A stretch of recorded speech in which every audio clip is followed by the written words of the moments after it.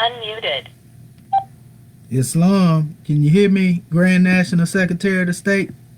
Or you're coming in real low. Okay, what about now? It's a little bit better. Okay. Let's see, can we make it better than that? All right. What about now? That's good. Gratitude. Okay. Gratitude. Islam, Moorish America. Well, National Sister Grand Sheik, you fading back out again, Mo. uh-oh. All wrong, don't get it started now. I know. Islam, can you hear me now? Yeah, more. Okay. I just don't like interrupting your class. Oh yeah, all is well. And gratitude, Islamism. Well, all right.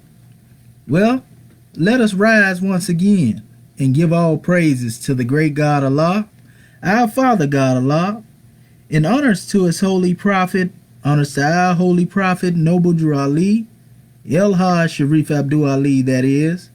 We give honors to our Moorish kin once again, here, there, and everywhere, and therefore honors to all of you who are continuously honoring yourselves by being yourselves. We give honors to our Grand National Seal. We give honors to our Grand National Emblem. We give honors to our national flag. We give honors to our divine constitution and bylaws, and honors to all of you who are indeed a living manifestation and personification of everything that our holy prophet brought to make us a nation. Islam, Islamism. We give honors to everything that we have on the manifest in this new era and time. Everything that make us holy and divine. And also, we want to give honors to being able to come forth and even demonstrate another Moorish perspective with our Moorish kin.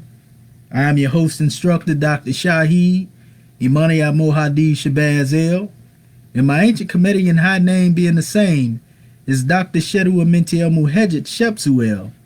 And I come forth again, Moorish kin, to bring another Moorish perspectives to the manifest. In tonight's Moorish perspectives, we will be featuring our new chapter that our chairman has given us, and we will be going into the essence of this special drawing, which is going to be a grand opening of this chapter, so to speak. So we ask our Moorish kin to have their paper and their pen on handy, and most definitely be ready to bring forth your portion when we open up the floor.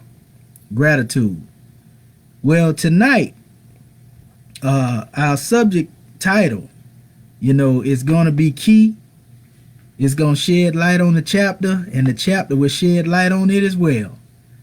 It is entitled, the Moorish HIRAM must be raised from the shallow grave of the patriotic slave. And again, that subject title is the Moorish HIRAM must be raised from the shallow grave of the patriotic slave. Now, what do we mean by this? In all actuality, what we're doing is we're really referring to the African God man. But we want to make sure we reach all of our audiences out there, because we know Moors amongst us have come through many different walks of life, and for some reason, they may be more familiar with the term hiram than they is the African God man. So when we say Moorish hiram, don't get that confused, with the European concept of Western Freemasonry, because we really talking about HERU AMI BU, the dweller of hearts. You see, we know the nearest place that we can meet the great God Allah is in the heart, right? That is, if the heart is pure, if the heart is clean, then it is indeed a dwelling place, a secret dwelling place, as they call it, of the Most High. And we don't talk about secret because somebody kept it secret. It's secret because you don't know until you come into the knowledge of yourself, and then you understand the sacredness of the realization of being one with God, right? And why it's necessary to keep your consciousness pure, why it's necessary to keep your heart and mind pure, right? As a matter of fact, you often hear me say it all the time. The great God Allah doesn't have dirty thoughts. Every thought that he has is a clean thought. So in order for this African God man to be raised from the shallow grave of a patriotic slave, some purification has to be demonstrated. You know, the heart and mind has to be demonstrated. You see, just dealing with the grand measure in regards to dealing with our chapter as well. You know, just as Yehoshua himself appeared fully materialized, you know, before the silent brotherhood of Greece, you know, and we can say before the nations of that era in time, so as Prophet Noble Drew Ali appeared fully materialized before the nations of the earth in this new era in time. Or as we like to say, when the prophet was Yehoshua over 2,000 years ago, and as he is, Yehoshua will come again, you see, in this new era in time. He appeared fully materialized before the nations of the earth. Now, what do we mean by this? How did the prophet demonstrate this measure? Well, you heard us say in our previous class, and you know we always lay a foundation for, you know, another measure to bring it on the manifest, you know, and bring more clarity, so to speak. So man unfolds as his God unfolds. So our prophet told us he was due east.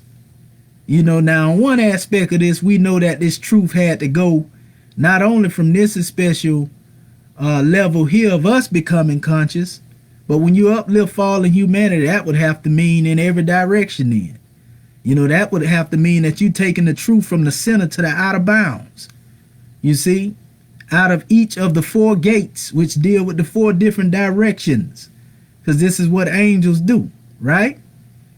So looking at it from that special standpoint, then we also know that, you know, our holy prophet also dealing with the east have to do with materializing within the hearts and minds of our people within. For he is that HERU AMI BU that the Europeans stole the concept of HIRAM ABIFF from. You see, he is that HERU of ancient Kemet. You see, in this new era in time, guiding his people as a hierophant. You see, from that shallow grave of that patriotic slave. You see, and it was a whole bunch of them on the manifest during the time of the prophet. Now, we know that patriotism often deals with somebody that's pretty much overzealous, I would say, in regards to dealing, representing, you know, the pride, you know, of their people, so to speak, right? And many of our people have been deceived and fooled into believing that their people were right here upon these shores. And I'm going to show you how. If you ever notice, anytime when our people are talking, knowing that they property, knowing that they have been oppressed or are being oppressed currently, when they speak, Moorish family, they often have a tendency to use the terminology us and ours, you know, and we. You know, they use these statements anytime that they are speaking about what Rome has in mind to, we can say, deliver along the lines of war or conquering other nations, so forth and so. If you listen to it, you will hear our people saying this. Well, we got this over here, and Russia ain't got that, and we got, you know, this going on in the economy. You know, we have this military might. You know, this is a slave now. Somebody has property, someone that is being, you know, mistreated. But they saying we. You see? And this came about because I was disturbed by a measure I seen. It was actually in YouTube. I wasn't even looking for a particular measure. I just stumbled across this particular one here along these lines, and it inspired me to come forth with this drawing, because this one was, you know, going in regards to dealing with Trump, you know, and we getting ready to give our definitions in a second. I just want to open it up and set the stage. But basically, he was saying, well, yeah, you know, if y'all don't like it over here, and this is one that look just like us now, then go back to where you come, get on up from out of here, get out of America then. You know, if one is just as, you know, enslaved mentally, physically, and everything spiritually as they can be. You know, it's a sad situation to see one in this state. And when I begin to see the one talking about, we got this going on over here, and them other countries ain't got that, and, you know, just this we and this us and this ours. You know, and I'm looking, you a slave. What do you mean we? Who said you was part and partial of what was going on in this administration? Other than having a foot or a knee on your neck or something like that. You see? So it made me think about my Moorish American government and say the only thing is ours is that which belonged to us. The only thing is ours is that which the prophet brought us. Our flag, our seal, our emblem, our constitution. Now we can say ours on that as special measure. As a matter of fact, we don't even use the terminology we when it comes to dealing with us because we so demarcated. We don't use that collective terminology we. It's always us versus them over there in this organization or them in that, or, you know, so we are quick to embrace something else as ours. So that's where this title came from. But before we go any further, Moorish Ken, I want to call forth a few Moors to give us the definition for two words, and we're going to pick back up on this special drawing. You know, Islam. So we will call forth Moors to give us a definition of the word pogrom. And that's Pogrom. 3 Moors with a definition for that word. Islam. Islam? Islam, grand man. Islam. This is Sheikh Ashby Bey calling from the Maryland Continent, Baltimore Territory. I want to rise, praise Almighty God Allah. I want to give honor to this prophet, our prophet, Overdue Ali. I want to give honor to the Moorish American government. I want to give honor to Act 1. I want to give honor where honor is due. Islam.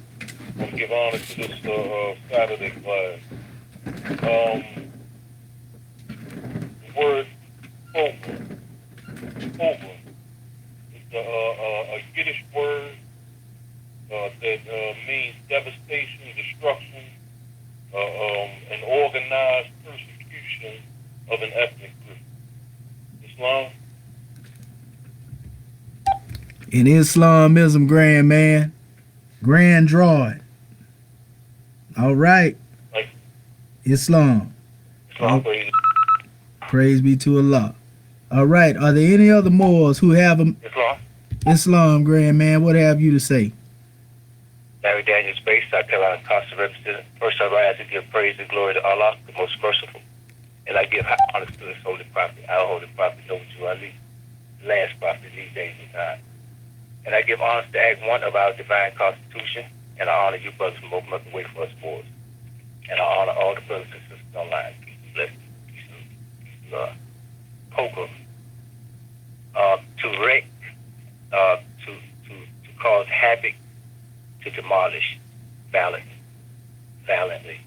Peace and blessings. Islam. In Islam, gratitude for that grand measure, brother. Islam, y'all pay attention to them definitions, Moorish Ken. All right. Thank you for choosing freeconferencecall.com. You're helping people around the world communicate. Are there any other Moors who would like to come forward? Followed by the pound or hash sign.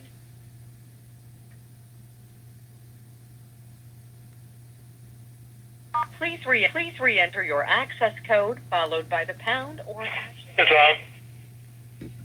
Islam, grand man, what have you to say? Gratitude. This is Dr. Marvin Eversley out of Texas Territory. Rise giving all praise to the great God Allah. Giving highest honor to His prophet, our prophet, Prophet Overdue Ali, El-Ha Sharif Al-Du Ali. Give honor to our theocratic government, our Moorish America. Give honor to our Act 1. Give honor to all our officials. I give honor to this class, our Moorish Perspectives class. I give honor to you, Dr. Shabazz, for hosting our class. I give honor to all those that gave their measure before me and all that will give their measure after me.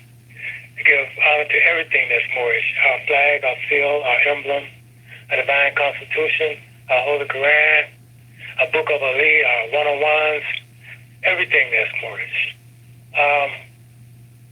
For program, I have a massacre or persecution instigated by the government or by the ruling class against the minority group. Islam. Islamism. That's a grand definition right there, Moore. Gratitude for that definition. All right. Now let us get 3 more with the definition for the word drama.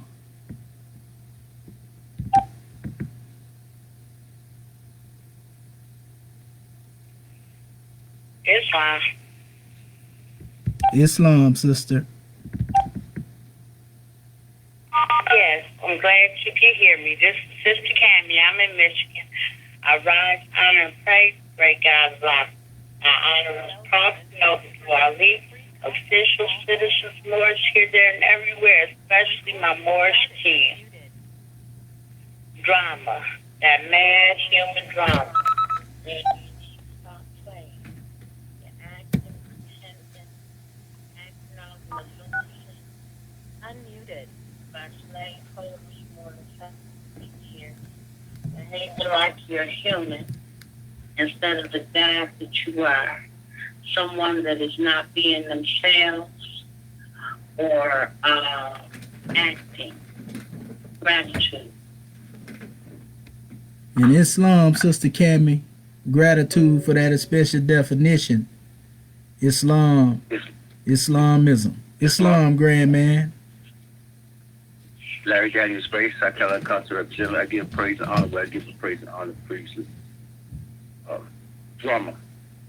An unexpected series of events, of circumstances. Peace and blessings.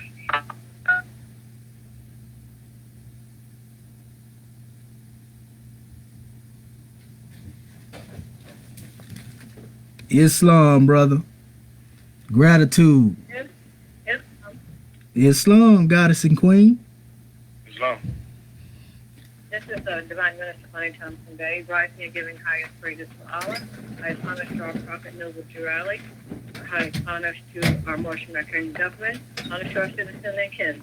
For drama, that can be an exciting or emotional event set of circumstances. Islam. Islamism, and gratitude, sister, for that definition. Honors to all the Moors who have given their definitions, and honors to all of those who had intention to give one, for you can still bring it forth when we open up the floor in your measure. But now we will open up our special class and go further into this special drawing. Again, our subject chapter, we already know it deals with, Yehoshua being fully materialized. And again, that's Ali being fully materialized. So our subject title, again, is The Moorish Hiram Must Be Raised from the Shallow Grave of the Patriotic Slave. So what is it that a slave have to be patriotic about? Now, we already see what a pogrom is, pretty much. This is basically exactly what has taken place. It's basically genocide, if you really want to go into the essence of it. And drama on the next level is nothing more than a play. You got people out here playing with the lives of a million people. You hear our chairman often tell us freedom is not a game. You see, this is the grandest instruction that we could have ever been given. Freedom is not a game. So looking at it from that special level, a lot of times our people have become so caught up into the biblical narrative to where we begin to take things that are exoteric, as the actual full manifesto of what's being stated, so to speak, without having a divine exegesis or interpretation, that will bring us to certainty. So we begin to regurgitate that which has been told to us, And this becomes actually some like a oral tradition. And, you know, anything that sounds different, you know, from that oral tradition is often frowned upon or looked at as something that's incorrect, something that is not right, and so forth and so on, right? So we want to get into that here when we talk about this drama, especially when we deal with the life of Yehoshua and what they like to talk about when they talk about this crucifixion. And we refer to it as the crucifixion.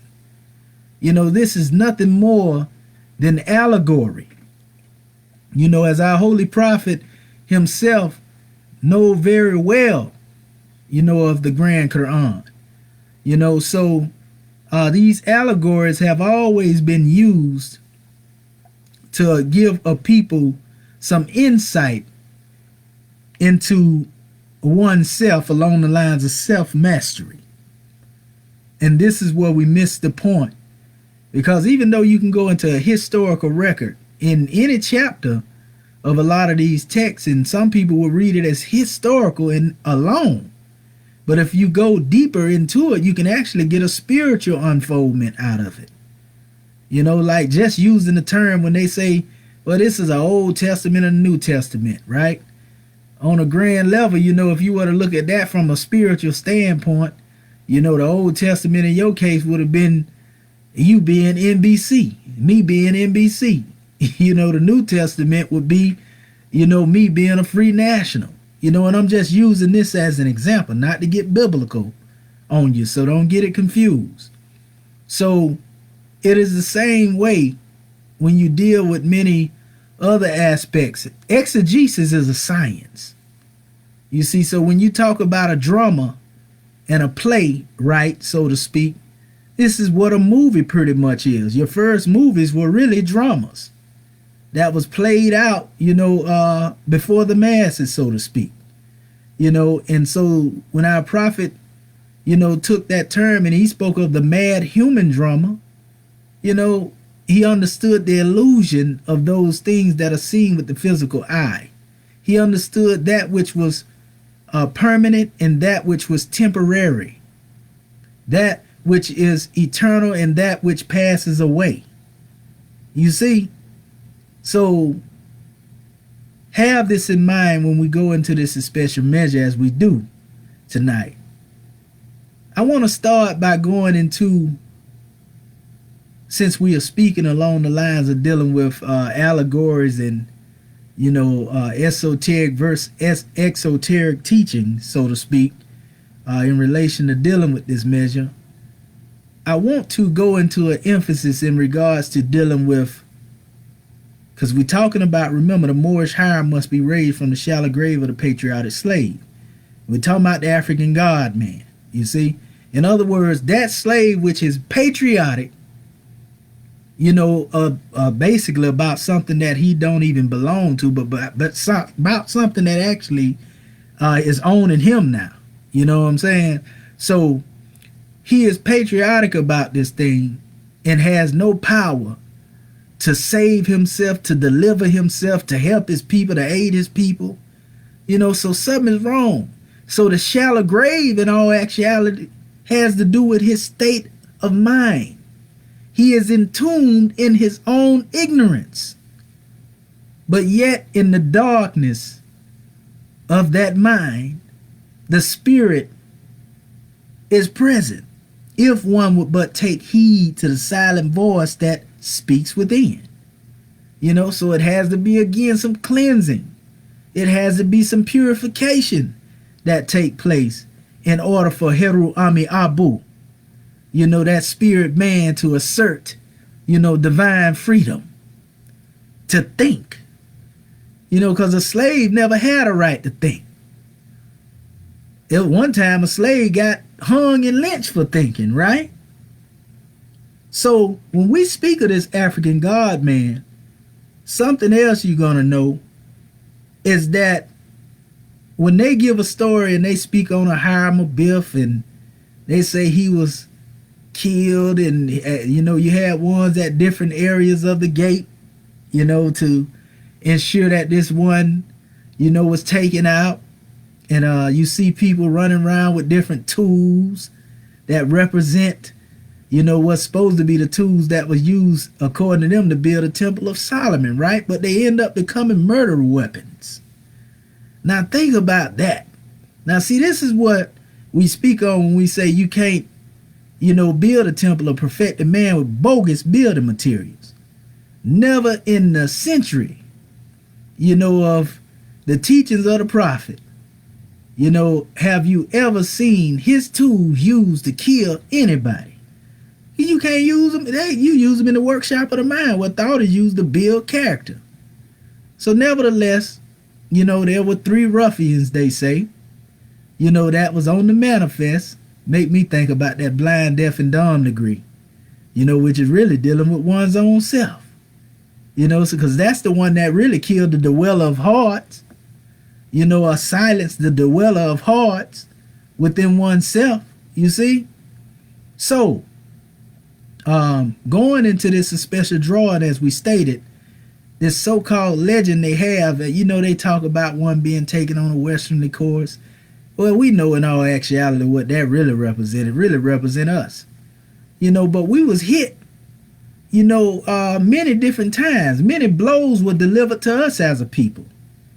From the time of the Hyksos, or the Hyksos, or the Hyksos who came from the Caucasus Mountains, came into Kemet and, began to seize the land, so to speak, and overthrow, and then implement their own means of worship and so forth and so on. And it went from a pure state of worship under the prophet, that brought the teaching, Tehudi, or one know him as Enoch or Idris. You see, it came from a pure state of worship into idol worship and idolatry. And so they then remixed this measure, in Greeks. And then this became a measure of sun worship. And then this measure was adopted. And then all of a sudden you got a Father, Son, and the Holy Spirit, according to them, right? And we know better. There's no such thing, as 3 gods, in one. Not the way they demonstrating it anyway. So, looking at this special drawing, Moorish family, our people have been taken, off the count. So again, they was attacked over there, but then you got to look at the journey of those who were brought over here to this portion, on that westerly course, buried in that shallow grave of assumable jurisdiction, right? Keep this in mind. But yet, at the essence, the African God man is at the essence of the being of the man. What do we mean by this? Now, we know that man has been declared 3/5 of a human being, according to the law of Rome in this modern era and time, right? Under their seal, right? And we know he can only become 5/5, more than just a mind, body, and a soul, by means of having 2 things, a nationality and a divine creed. And all of this is tied right into this chapter, because we want to bring you up to par, exactly with where we're coming from. Because we're not just romanticizing about the story of a crucial fiction, and I like to emphasize that crucial fiction, because the true aspect of a crucifixion deal with our people being crucified and not a man being nailed to a cross. And we done been put in the cross so many times, oh, goodness gracious. Crossfire, crosshairs. I mean, we can go on and on and on if you want to about it, right? So we know that this story of a man dying upon the cross for our sins, we know that these things were concocted, by those who had been remixing the Roman doctrine.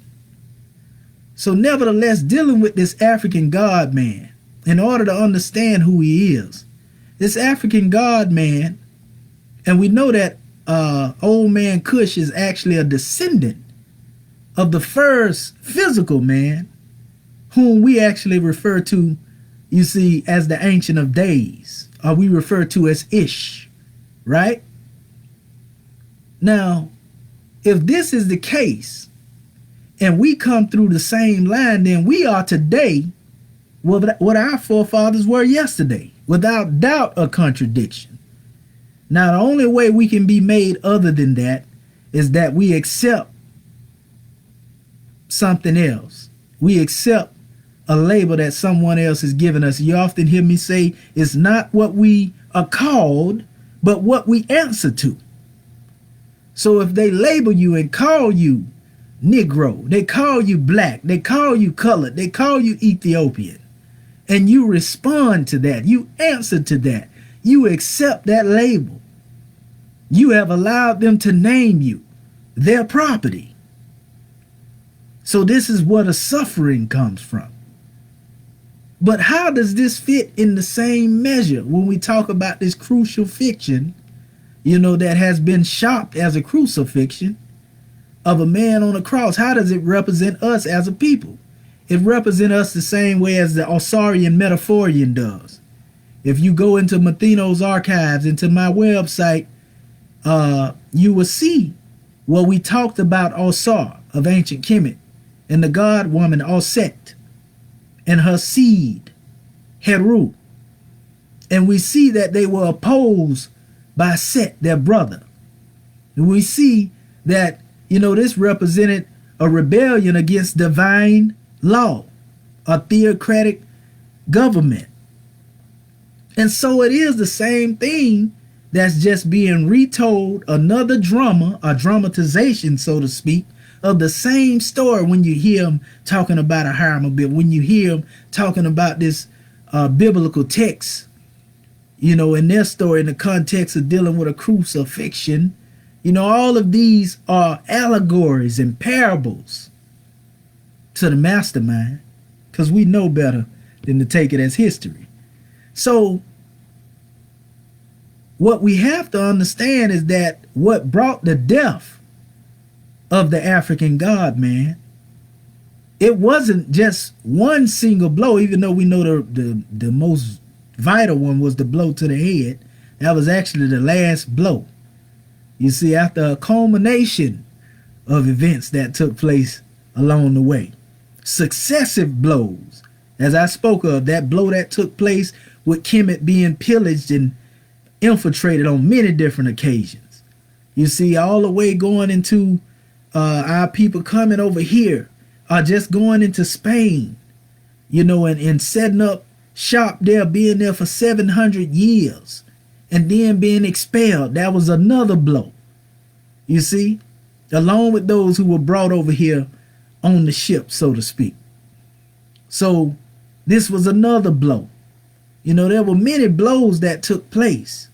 Man, we can go into so many aspects. There was a blow coming through from even dealing with the Moroccan government, by them taking place, and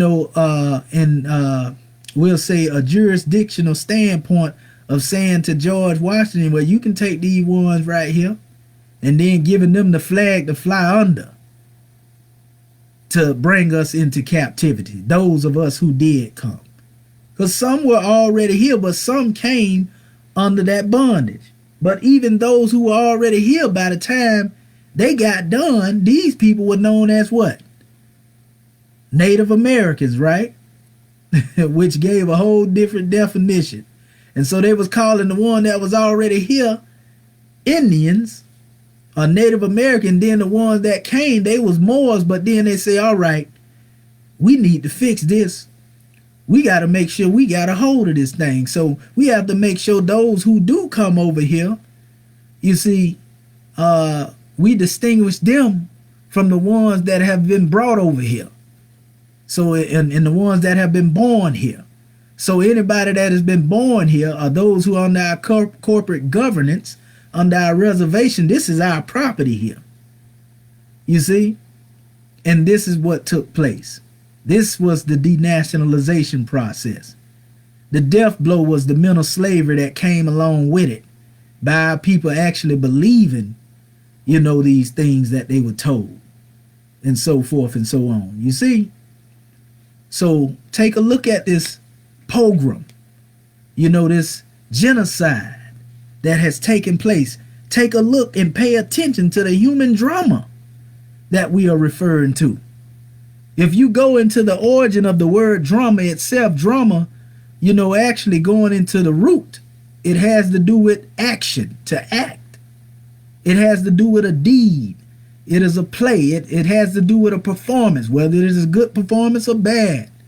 It's still dealing with a performance, an act, right? Now, we also have closet dramas that are demonstrated when you deal with, certain different organizations. You see, we have seen the massacre of our people on an organized level. We are watching that right now. We ain't got to go back 400, 500 years ago. We don't even have to go back to Kemet being invaded. All we have to do is look out the door right now. Up the road, where you got people marching and running up and down the street because they want some justice. They want some peace. Unbeknownst to them that you can't have or never will have a peace under another man's roof, so to speak. You ever tried that before? Praise be to the great God Allah that, I always had an independent mind, but I've watched those in my experience that have tried to, so to speak, demonstrate along the line of room and board in somebody else's abode. And it didn't end well in most cases. In most cases, the one that allowed the one to come into their home to lodge end up oppressing, that special one. Is it that they're right? Well, it's their home, right? They can do what they want to do. But this is likened to the same state in regards to dealing with our people that think that they can have some rights, that will mean anything to them in their current status as property. Property has never had a right. See, that's the crucifixion right there. Making you believe that you got a right, when we know a right ain't nothing but a granted privilege. A right is something that has been divinely given to you. A privilege is something that man gives to you and will take it away at a moment notice when he feel like you ain't doing what he feel like you should be doing. You see, the great God, Allah, and his law is concrete, unchanging, stable. So when we go into our chapter and we see Yehoshua said, behold, for I have risen from the dead, and we see the emphasis on denationalized slavery with gifts for men. What gifts did our holy prophet bring to us? When Ali himself had risen, appearing fully materialized as a national before this government after coming back from the land of Kemet, from the land of our fathers,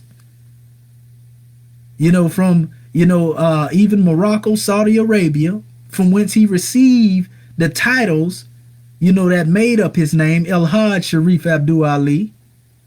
El Hajj dealing with his journey. Sharif Abdul being given to him, from the Saudi dynasty.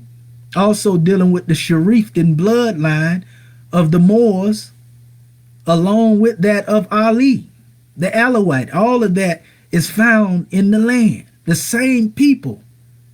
The Comedian bloodline going all the way over into Mauritania, which is really the whole northern portion of Africa in the ancient time, all the way up to the west coast.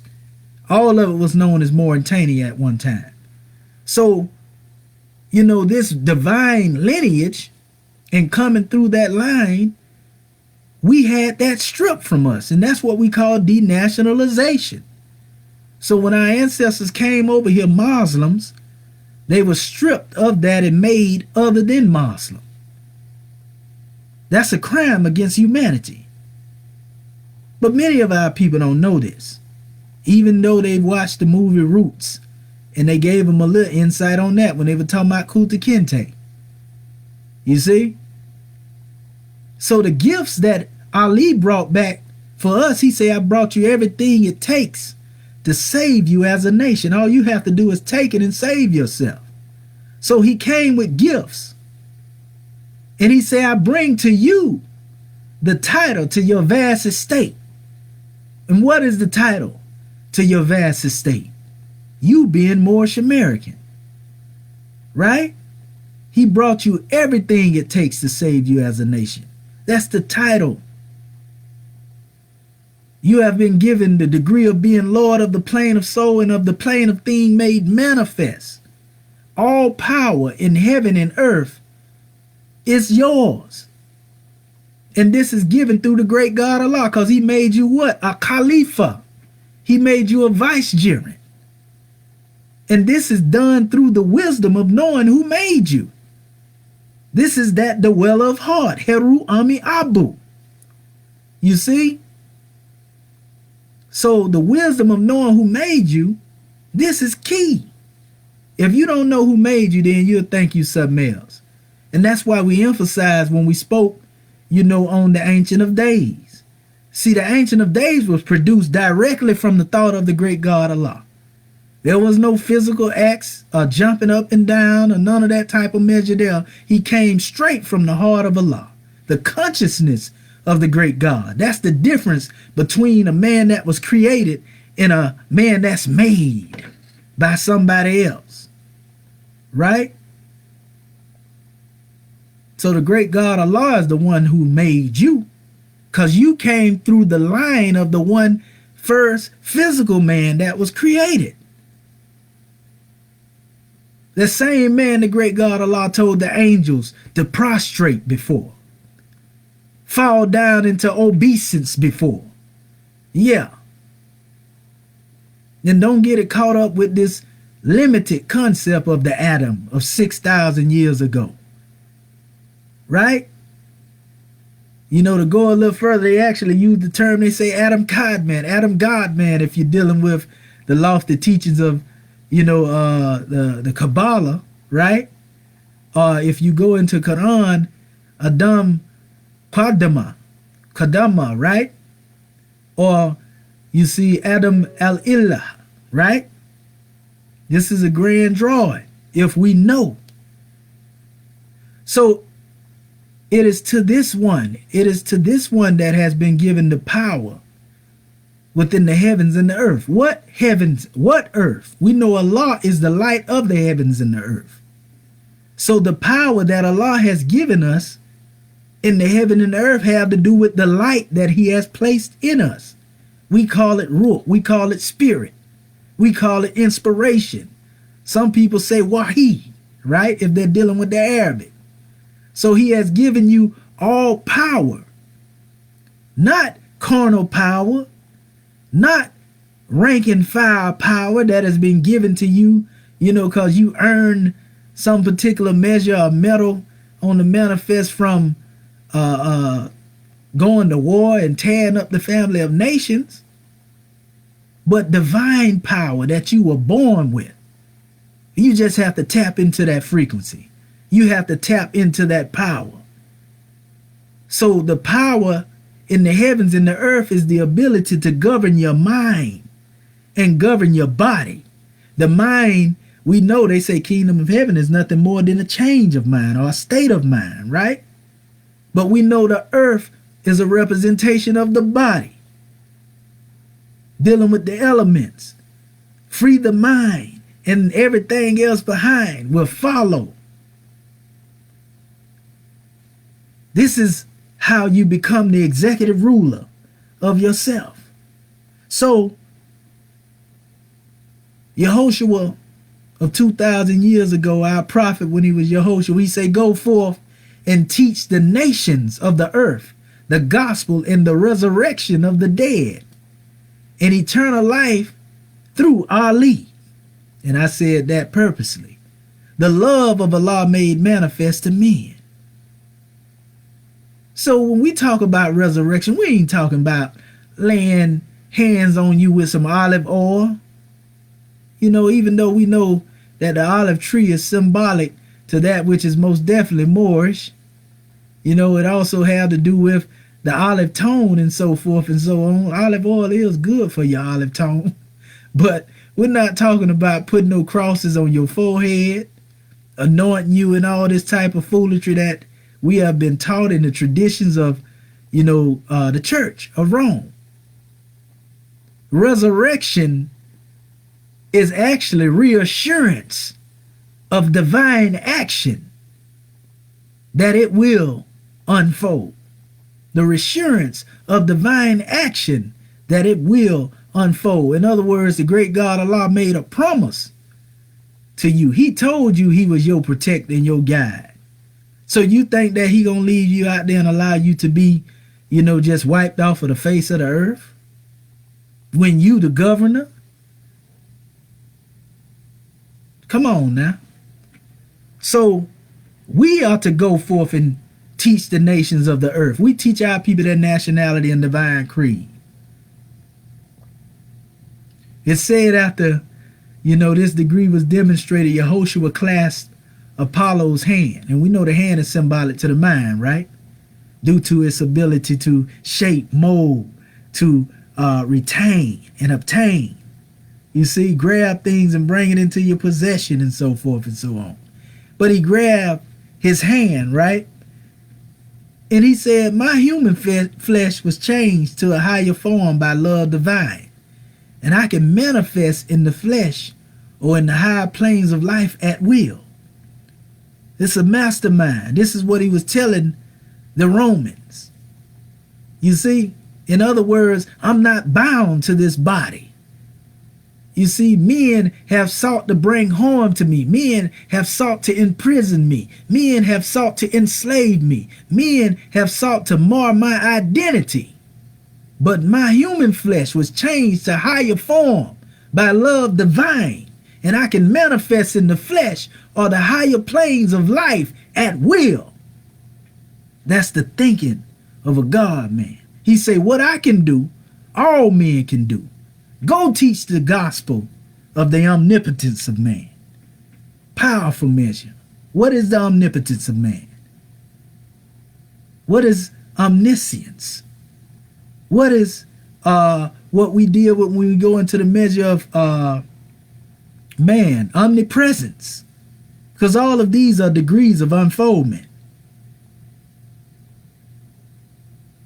It's also stated that, Yehoshua, he had walked by the sea, and they had heard his words, and they seen his power as well, and they believed that he was Yehoshua, and justice made manifest.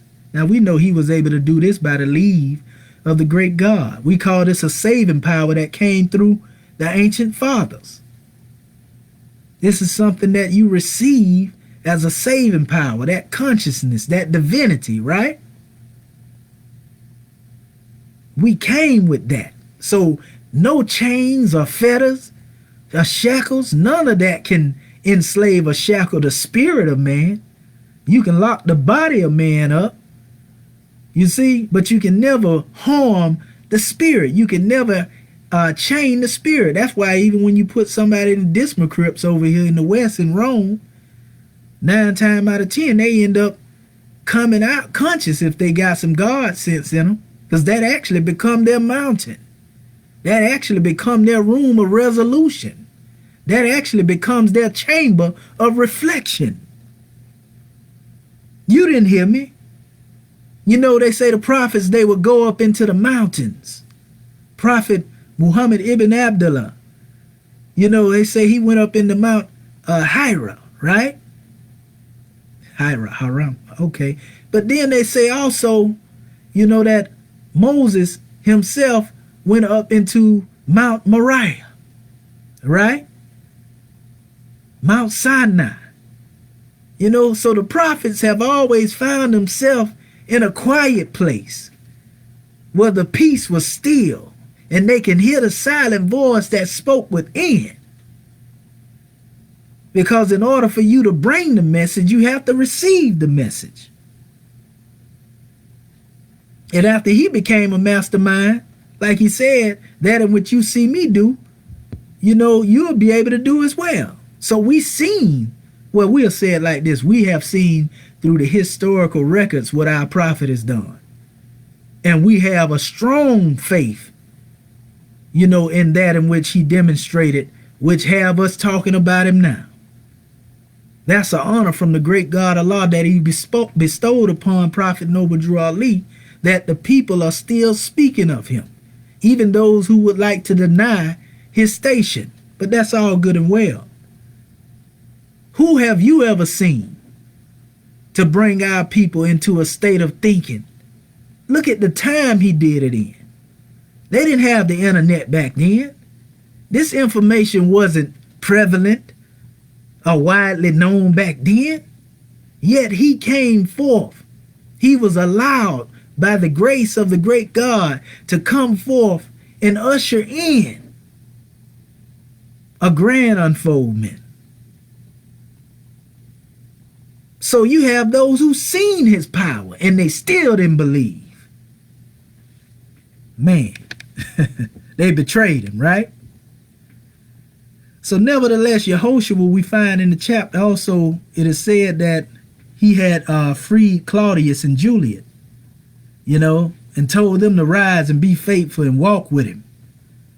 You see, and we see the symbolic measure that the chairman gave in regards to dealing with the iron hand of oppression in representation of dealing with the waves. You see that they were dealing with, so forth and so on. Now, waves can be very scary if you out on some waters and you don't know the depths of the waters, right? And this is why when you are faithful, when you know who made you, when you know your God, then you will not be taken off by the illusions of any waving and so forth, nor will you waver, so to speak. So they were fulfilling the unfoldment of that saving power being born witness to. You know, they seen, like we see in this era and time through our holy prophet, you know, his duty in saving the Moorish nationals and freeing us as a nation of people, as the subject chapter in the breakdown, the commentary state. And then he say, you men of Rome, I am the resurrection and the life. He say, they that are dead shall live, and many that shall live will never die. He was proclaiming it now, you know, boldly. You know, he did the work, then he showed him. He said, I'm the resurrection and the life. What did he mean by this? And then he said, by the mouth of gods and demigods, Allah spoke to your fathers, their descendant lineage, in other words, long ago, but now he speaks to you through perfect man. So in other words, he's saying y'all didn't have the whole truth back then, but now you have the truth before you in the perfected man of myself. This was like our holy prophet. When he came on the manifest, all of those that were a part of those different organizations in the church and so forth and so on, they was getting the message through demigods. And when he came forth as what the Sufis like to call the Insani Kamil, the perfect man, right? So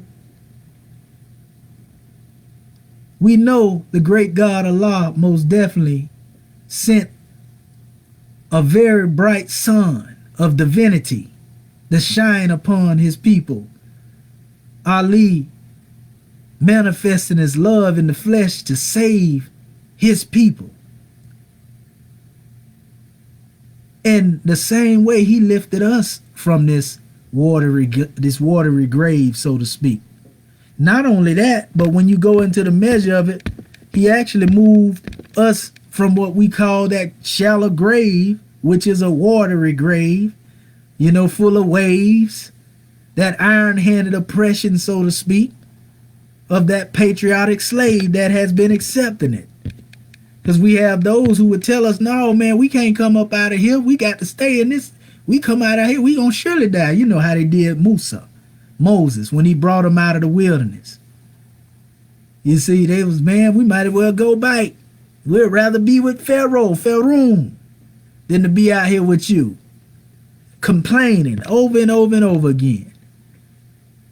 That's how our people are. Ain't got no land, flag the plant in, but yet they'll complain about everything else when it comes to dealing with their salvation, when it comes with being who they are. So that's how we have been taught to be those who just complain, right? So our holy prophet, you know, not only did he uplift the people during his time, but he uplifting us, and he's uplifting the sons and daughters of this new era and time through us, Moorish kin. Every one of them. He said he came for the young and not yet born. That means that his work would extend far beyond the time of 1929. His works are still being done from the plane of soul.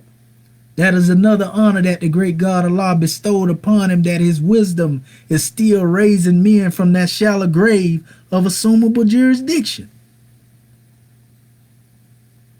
Yeah, every one of them from the darkness of the graves of carnal things to the light of everlasting life. I am the manifest of love. This is what our prophet said.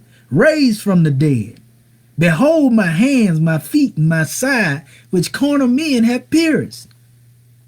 And all this was really symbolic to, you know, the restricting at one time and being in the state he was before he unfolded. He was showing you, I'm a free man now. Can't nobody control my hand, which is symbolic to the mind. Nobody control my thinking. Can't nobody tell me where to go. My feet are not nailed down. Can't nobody, you know, pierce me to the heart. That hasn't been done to cause me to hate my people and so forth and so on. Because I'm love made manifest. And then these ones, Claudius and Juliet, during that time, you see, he said, whom I have saved from death, they are my ambassadors to Rome. Two God women, right? We see the prophet stepping out of the water with the goddess in his arms. He said, they will point the way and teach the gospel of the holy breath and the resurrection of the dead. Because even his mother and his aunt, they were those who prepared them. Even within the sacred grove of their womb, they prepared the seed, the harbinger John and prophet Yehoshua. And they came forth to demonstrate that light. They had to receive it. And so it is in this new era and time. Our prophet, the beginning of his movement, you know, it was God women on the manifest in the beginning. Something about that dynamic there, right? You hear the chairman say, man, it's a blessing to have strong women up in there. So, also, the Nazarite over 2,000 years ago, we are told, stood upon a sacred pedestal on which no man had ever stood. Well, what man do you know that has stood upon the pedestal, the sacred pedestal of prophethood, prior to the coming of Noble Drew Ali? Outside of the harbinger, so to speak.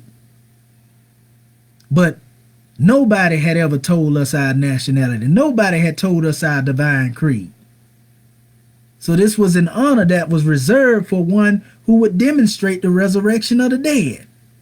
So when our prophet stood upon the sacred pedestal of prophethood, the masters in this era and time, you see, they couldn't help all hell. Great bells of the temple rang, and the temple was ablaze with light. You hear them in the Masonic order say, light, light upon light. Light, light, and more light, you know, as they say, right? You know what? They really know about the light, though. Especially a slave talking about they demonstrating like that.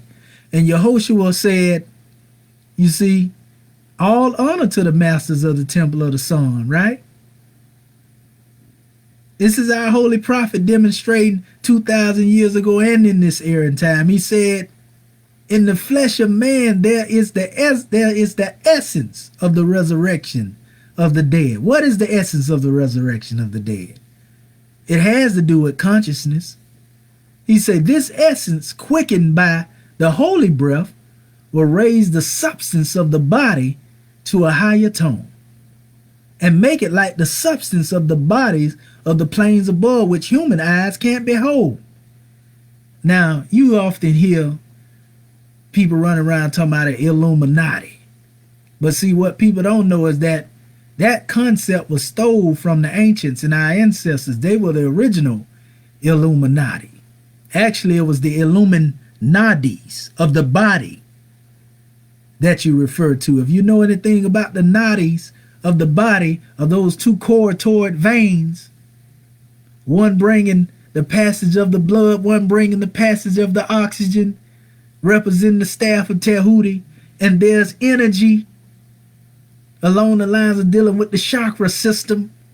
Often when you look at this chart of the Illuminadis, of that prana flow, so to speak, it's similar often if you were to look out in the universe and see it illuminated with the stars. It is said man himself becomes somewhat a spiritual grid. His aura becomes divine. See, this is the flesh divine. You see? So that's where they stole that concept from. Talking about they enlightened. How can you be enlightened when you enslaving the world? What's the use in having enlightenment if you're going to use it to hurt somebody? That's, again, you're using tools that's used to build the workshop of the mind, in the workshop of the mind, and you're using them as bogus building materials. You want to kill somebody with the compass. You want to kill somebody with the square. You want to kill somebody with the rule, the plummet, and so forth. You see what I'm saying? So this is why we have to make it very clear that it's very different when you speak on Moorish science. You see, in that concept of Western Freemasonry, or as our chairman, like to put it, ancient masonry and Western Freemasonry. They stole Western Freemasonry from ancient, master builders of Kemet.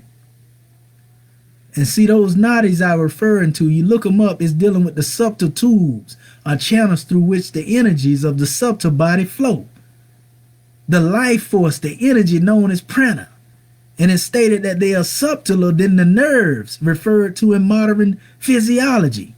They are closely associated with the nervous system, stemming from and intertwining with the chakras. Study the nadis.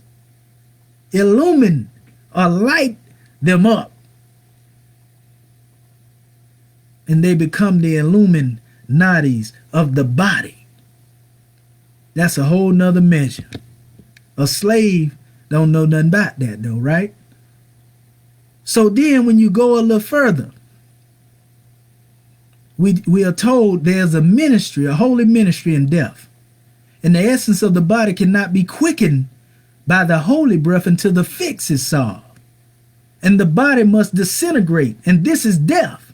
And then upon these plant substances Allah breathes, just as he breathed upon the chaos of the deep when the worlds were formed. This is how you come out of a state of darkness in your mind. Holy breath being blown into your mind, that spirit, that ruh, it awakens you. You see? Ruh al-Azim, Ruh al-Qudus, as they call it, right? So it say, upon these plant substances, Allah breathes, just as he breathed upon the chaos of the deep, and when the worlds are formed, right? And life springs forth from death. The corner form is changed to form divine. And in this special area in our chapter, you see the chairman has placed our adept seal on the manifest there, where you have the swift angel degree, where one is actually unfolding. And if you look, the wings are raised high, because just as you see the chairman standing with his hands, up high, that's a similar car, holy breath. You see, and if you were to thrust the wings down, then you can ascend up higher. You see, that's the symbolism there. You see, you already ascending, but you're going to ascend even more. So we are told that it is the will of man that makes possible the action of the holy breath. And when the will of man and the will of Allah are one, the resurrection is a fact. So in this, we have the chemistry of mortal life, the ministry of death, and the mystery of deific life. And we getting ready to open up the floor. So these are 3 degrees of unfoldment that you heard mentioned there, Moorish Ken, when you hear about, when you hear about the chemistry of mortal life, the ministry of death, and the mystery of deific life. Those 3 degrees of unfoldment have to do with initiation, illumination, and perfection. Initiation of the body. This equals or is equivalent to the chemistry of mortal life. Man himself being a seed, finding himself in the darksomeness of the earth. You see, which a lot of people like to call black soil, black mud, and so forth and so on. This actually corresponds with the black fez degree. So you come up out of that state of just being a body, civilitas mortus, according to law, dead according to the letter of the law, and being hit in the head by those 3 ruffians, so to speak, executive, legislative, and judicial branch of a government, right? So once you unfold from there, just being merely a body and somebody else's property, you find out you got nationality and divine creed. Through your divine creed, you can receive that which will allow you to gain illumination of the soul, which actually equals or is equivalent to that ministry of death. Because there is no death for the righteous Muslim, right? And we're dealing with one unfolding into the immortal virtues. This is the illumination of the soul. Sutanathi is what we call it. What are the 3 ruffians that confront you at this special level? Well, it actually would be the Pharisees, Sadducees, and the scribes in Yehoshua's era and time. But in the prophet's era and time, it was the Thule Society, Skull and Bones, as they call it, the Zionists, and the NBC Ecclesia, Boule. These were the ones that was trying to stop the demonstration in his time. But you can't enslave a God man, can you? And last but not least, when you deal with perfection, if you notice, we went through 6 degrees in just mentioning what we stated, right? Now you're dealing with perfection of the spirit, which equals or equivalent to the mystery of deific life, the unity of Allah and man. This is when one is demonstrating along the lines of the adept logos. All that represents exactly what the seal that you seen the chairman put up there represents. So this is where you can say, now my human form was wholly given to bring my will to tune with the deific will. And when this was done, my earth tasks were all done. Powerful measure. So nevertheless, you go on from there like our prophet did. He said, you brothers know full well the foes that I had to meet. We had to meet various foes before we came into this government, Moorish Ken.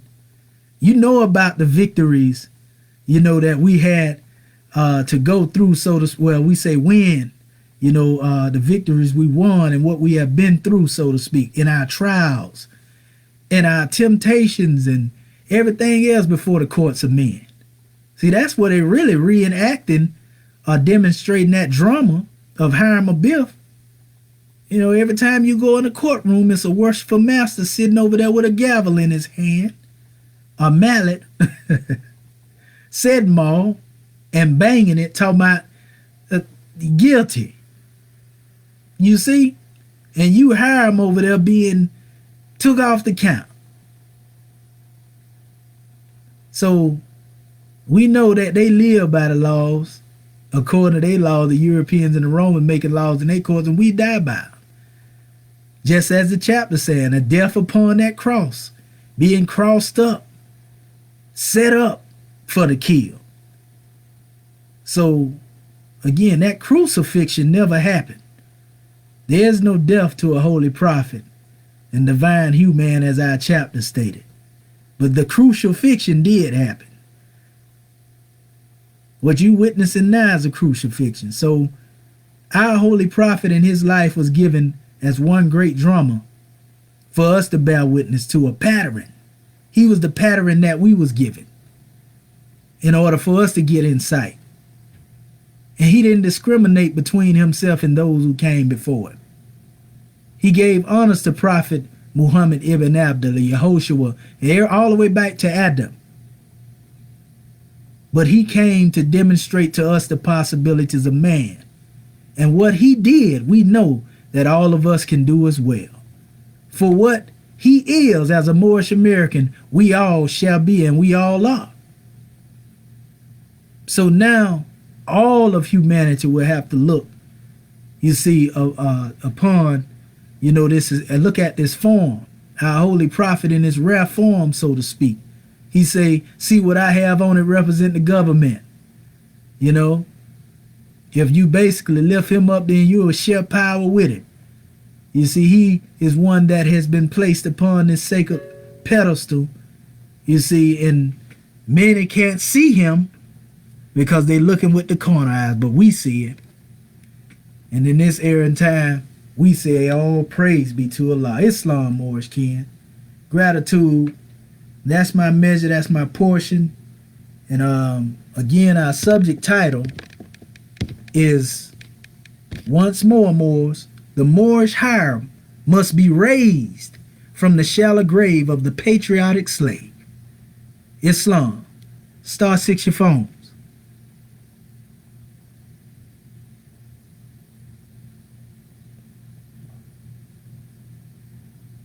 Islam, sir. Islam, grand man, what have you say, brother Bartholomew Thomas Bey? Praise Allah, praise Allah, praise Allah, sir. First of all, I rise, giving all praise to my Father God, Allah. Love, respect to my prophet, to my government officials and citizens. Praise Allah again, sir. You have taken us to an oasis of knowledge, and you shared your gift with us. Well, sir, I agree with you, sir. Ayahs 5 and 7 in this week's chapter states, Allah speaks to man, not by oracle of wood or gold, but by the voice of man. And 7, this oracle will fulfill the living oracle of Allah, the one will not fail. And I praise Allah for this. And in the Parthian records, they're dealing with John 14, and I like to read this because this is taken on from the Catholic Church to the Church of God in Christ and Islam. This has been used a lot, but I'm bringing a Moorish perspective tonight, and you brought it tonight, and it reads, I can really understand it tonight. That's John 14, 16, 17, 18, 19, and 20. And this is Yahushua speaking. And I pray the Father, and he shall give you another comforter. And I praise Allah, I bear witness for that comforter, that he may abide with you forever. And we know you just spoke on that, and understanding that this is holy, the consciousness of Allah within us, that Emmanuel. Even the Spirit of truth, whom the world cannot receive, because it sees him not. And you mentioned this, you have to be conscious to see this. Neither know of him. And they don't know him because, as we know, they don't want to. And I praise Allah for that. But ye know him, but he dwelleth with you, and he dwelleth with you, and you shall be in you. And we understand that this is understanding about Emmanuel, Allah in us. I will not leave you comfortless. I will come to you. And this is our prophet Yahushua telling us this, when he was Yahushua, and I praise Allah for that.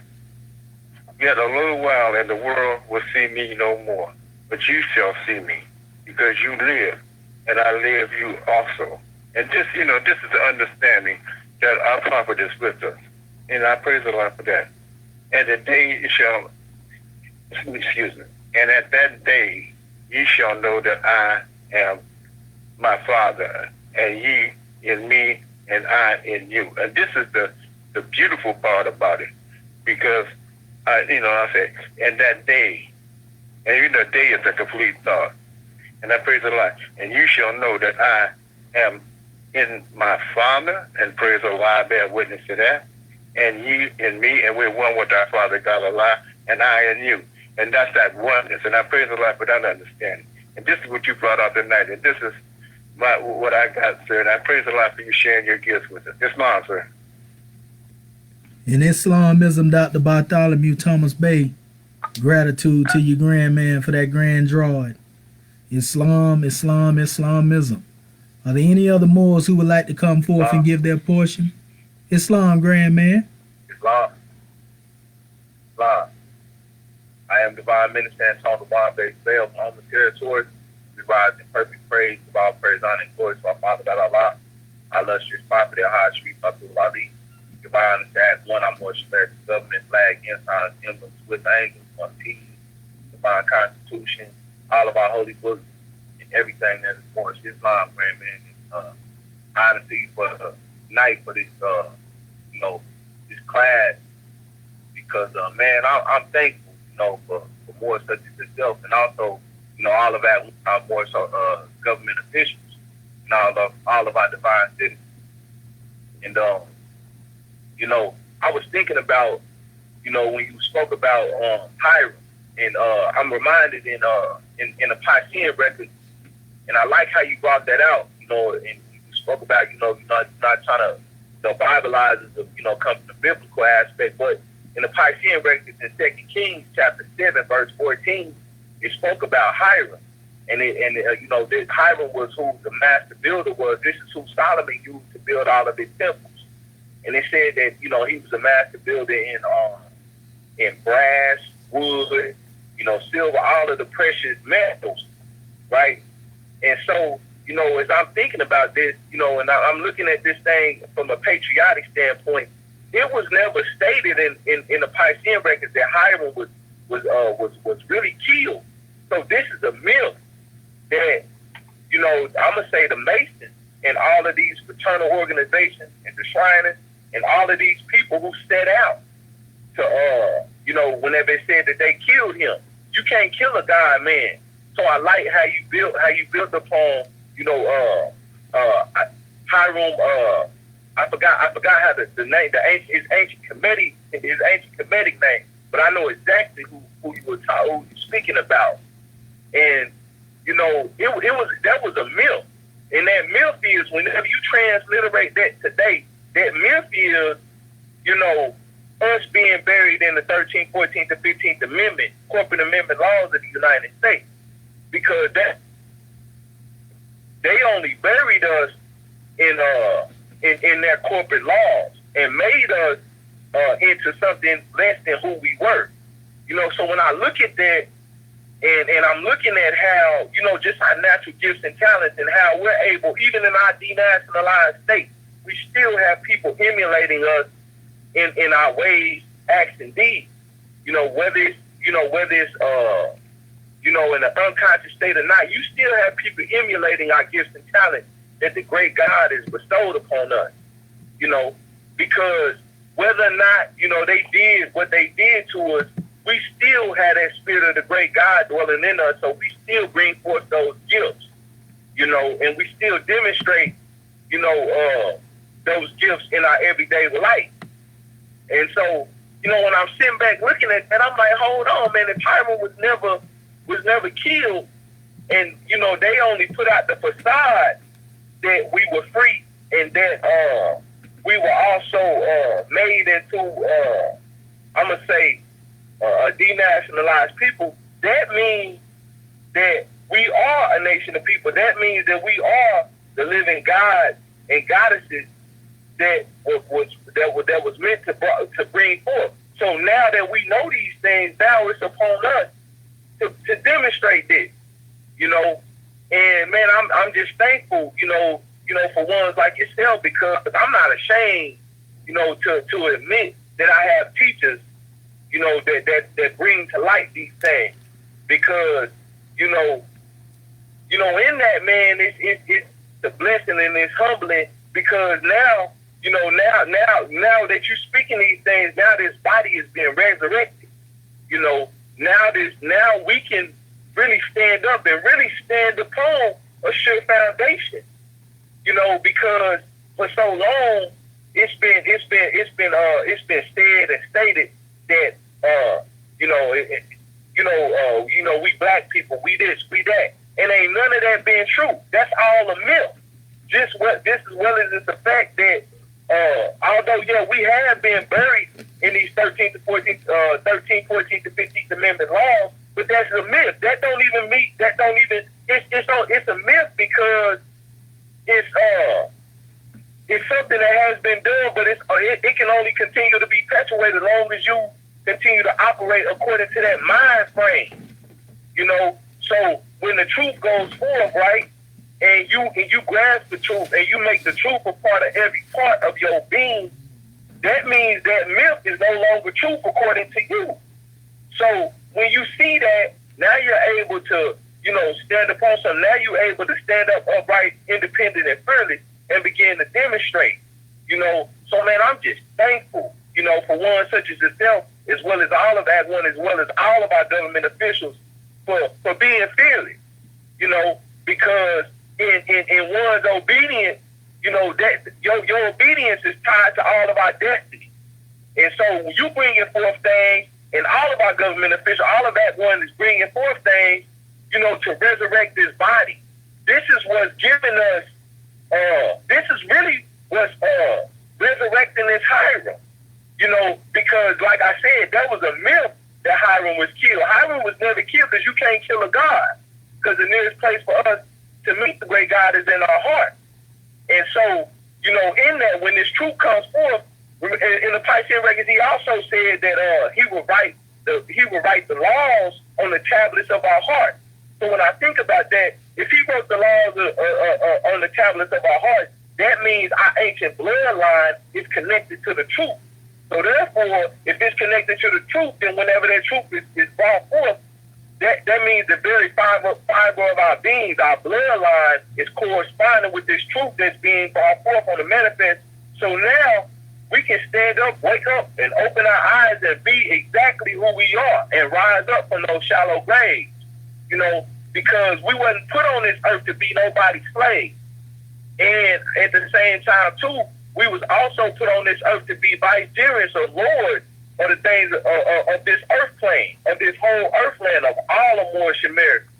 You know, and you know, this patriotism that's brought forth is also tied into the Masonic organizations, the Freemasons, and all. I'm gonna say, how you said it, the Illuminati. All of these things is what's actually keeping our mind, our hearts, and our spirits bound within the corporate jurisdiction of the United States. And really, it's a part, because when you get to really looking down through their the national call. Is Ron?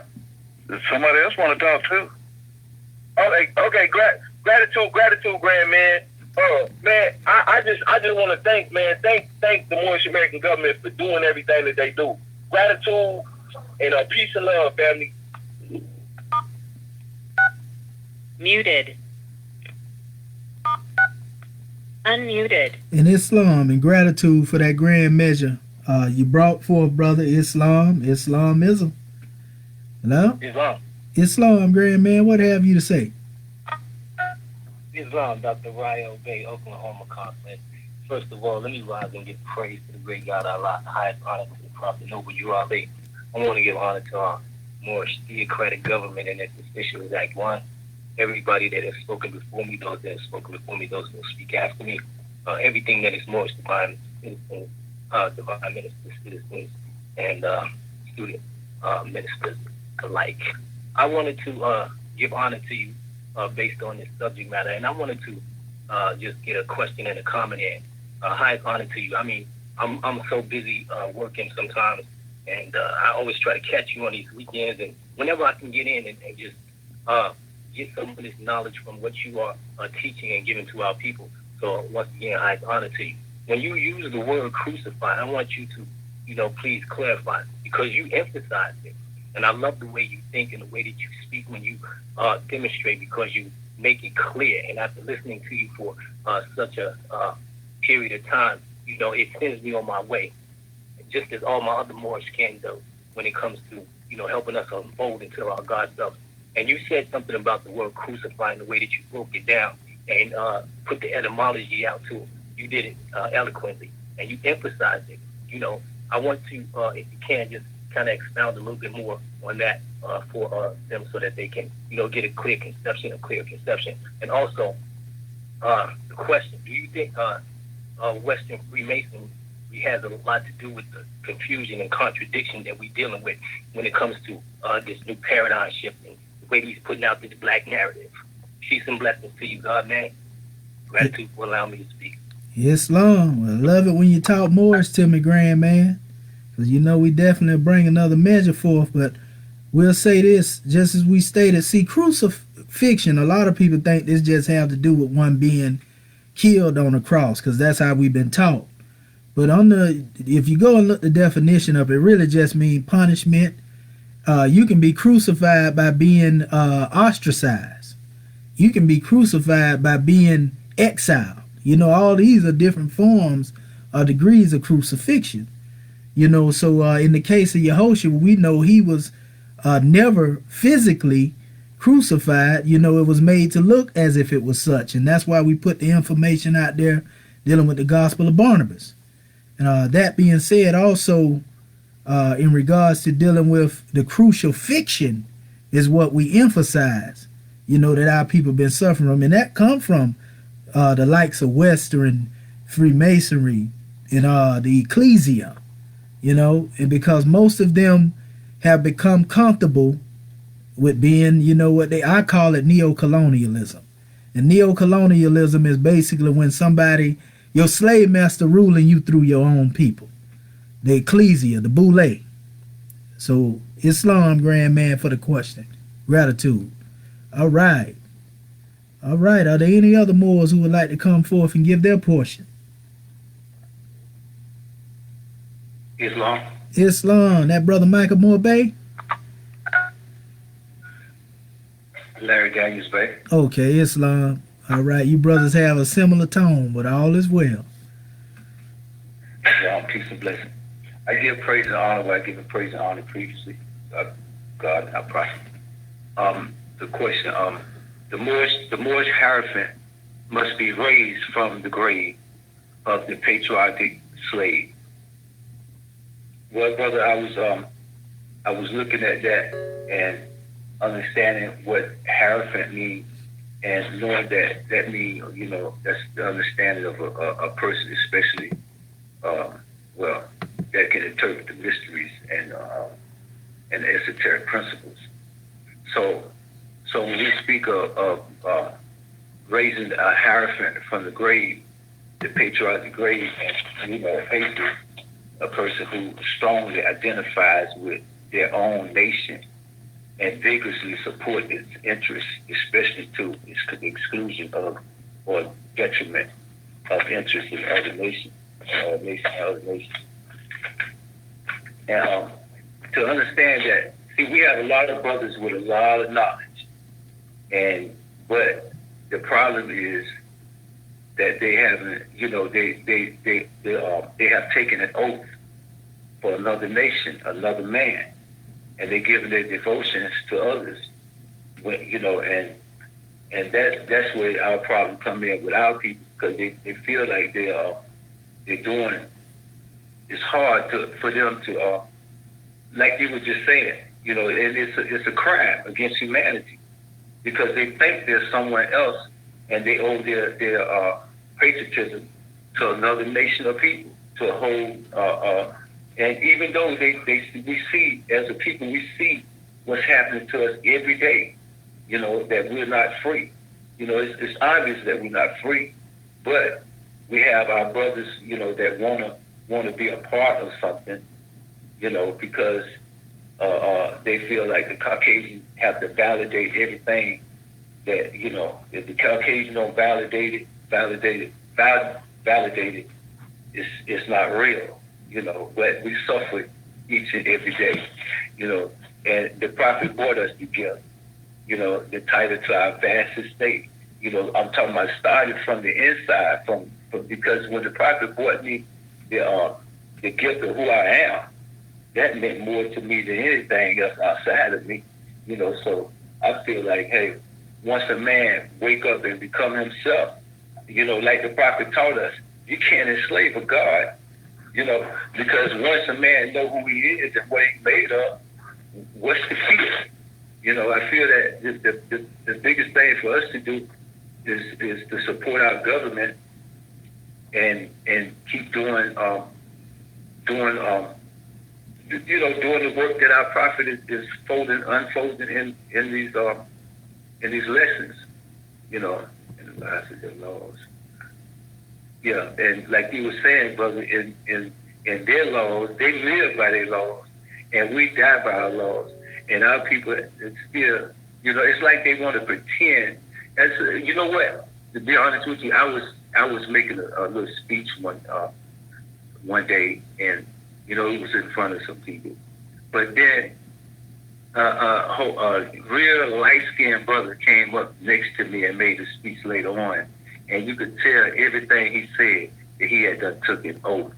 It was straight a death speech. He was black this, white that, And right after I got through saying that we weren't black people, and they sent them a boule up there, hey, go and knock that out, what he just did. But we gonna have our challenges, Moors, but as long as we keep our heads up and keep it above, because it's just like, just like he was explaining about the body, but we don't have that much time, but it's a science to everything, and everything is governed by laws. As long as we stay above the neck, that illusion can't even touch us. Peace and blessings to Islam.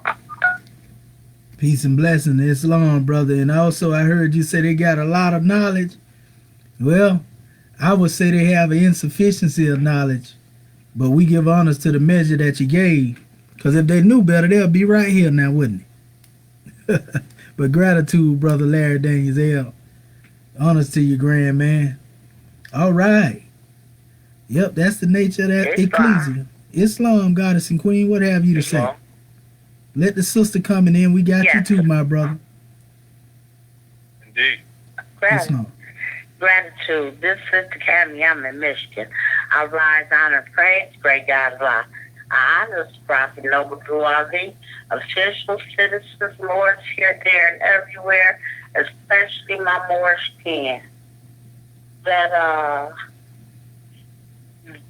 That brother and that sister, the HIRAM needing to be raised from that shallow grave of being a patriotic slave.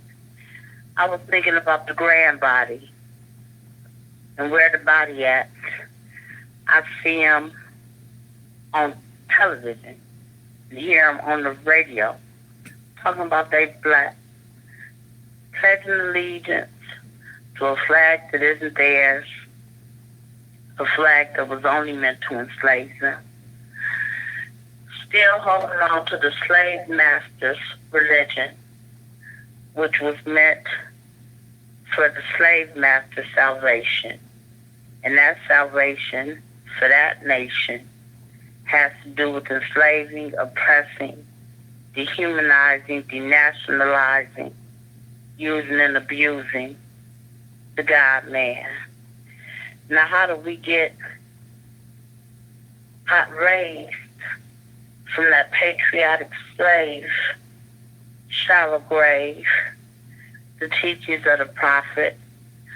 Allah manifested in the flesh as the Honorable Prophet Noble Drew Ali.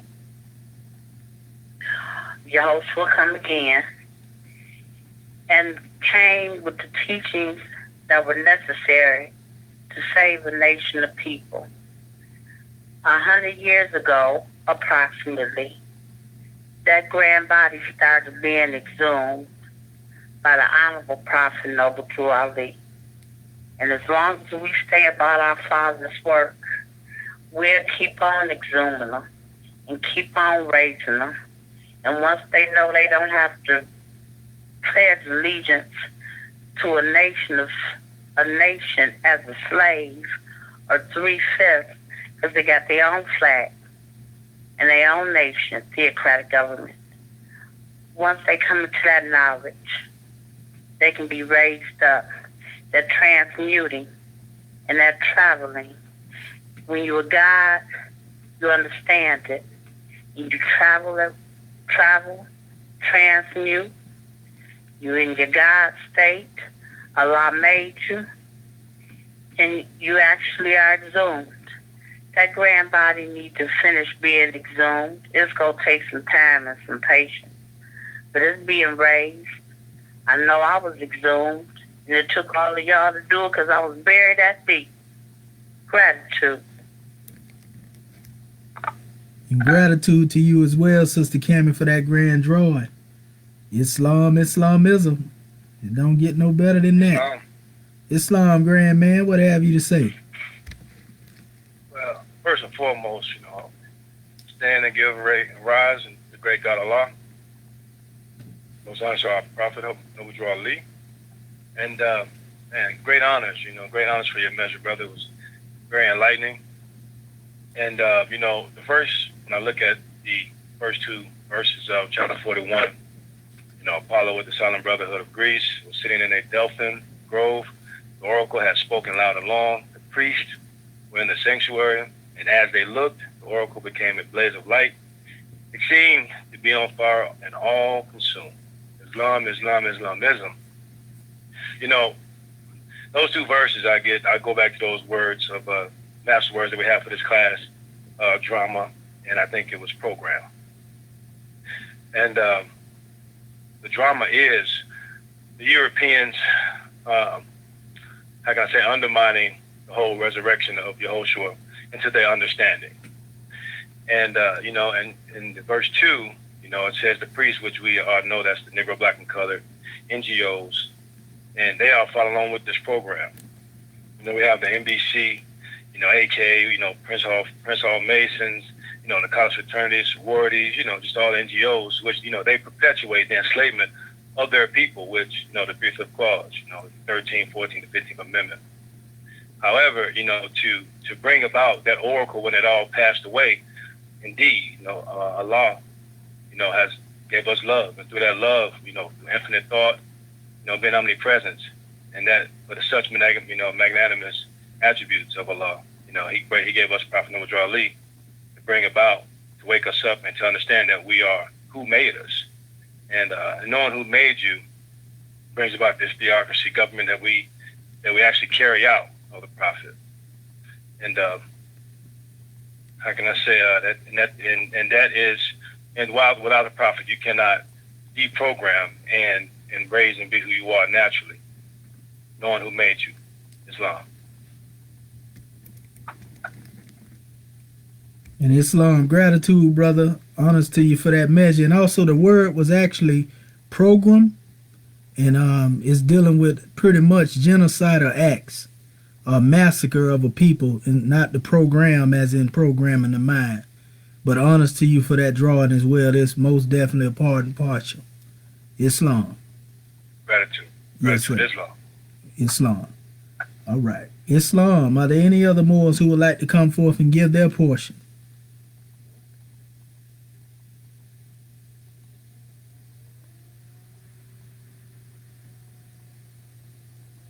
Islam, the floor is still... Okay, all right. They're coming by the twos. I heard Brother Lacewell Bay first, and we'll get you next, brother. Islam, gratitude. All right. First arise, I give the perfect and great God Allah honor to the noble one, Noble Drew Ali, HERU Ali, Act 1, Grand Mufti Core, Divine Minister, Swift Angels, at our Master's Mastermind, citizens here, citizens that will be here. We say gratitude to you tonight for the Moorish Perspective class. National Sister Brand, as always, very enlightening, very thought-provoking, and that's what we need. Because the Prophet said, we can get you to thinking. You can save yourself. In the class tonight, the Moorish era must be raised from the shallow grave, patriotic slave. And as you was reading that, as the other Moors have given their measures, powerful measures, but any time when you can give a positive measure, that's power. That's letting us know that Act 1 and what you're doing is being manifesting what the Prophet wanted us to know and wanted us to be. And we know that the Prophet said, went to Kemet, and he brought all these things, these lessons back, educational lessons back for the Moors to bring them out of that shallow grave that we were put in. And as he brought those measures, we understand that I can get you more succinct, you can save yourself.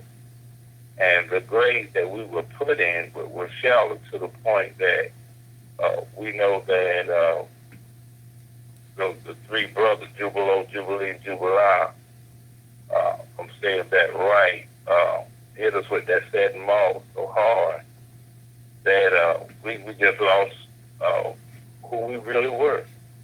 And we took on their what they wanted us to be wrong.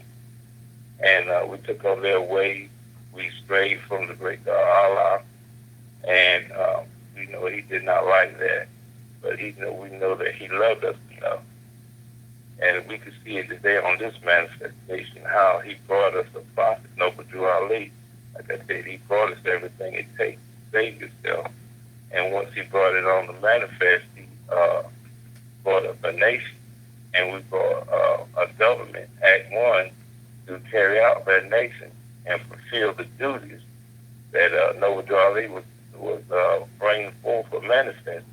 And we could look at it today. At one time, we look at Black Lives Matter, maybe 7 or 8 years ago, if it had not been for Act 1 and the Prophet, our father would be out there demonstrating also. Because if it wasn't for the Prophet, we would have never known this. If it wasn't for Act 1 and Akhenaten, him and Common Bay to bring us to fruition, we wouldn't be on this phone call. And we are blessed. The Moors that are here are blessed. Christ blessed. Know the difference now. And what we must do, like you said, we must go out and let them know how, by word of mouth, by our character, how we carry ourselves. But people are always watching. The one thing about it, I say, when you start telling the truth, you're gonna gather the naysayers, and you're gonna gather the ones that's watching you to see how you're gonna deal with the naysayers. So if you don't pay them no attention, and we have to keep on doing what the prophet said. The prophet said, these works I do, you can do, but you must have a purified mind and heart, and purify yourself, and clean your body with the water, which is the washing of the word that the prophet said. He said, the word I speak is spirit. And when we speak from the spiritual or the divine aspect, that means you're conscious enough to know the difference. And you once you get into knowing the difference, you'll understand that why you were made, who made you, great God Allah. And all that ties in back to the great God Allah, we go back to nothing but pure love. Because pure love brought us out. Pure love is taking us on. So we say gratitude to you and all the Moors online.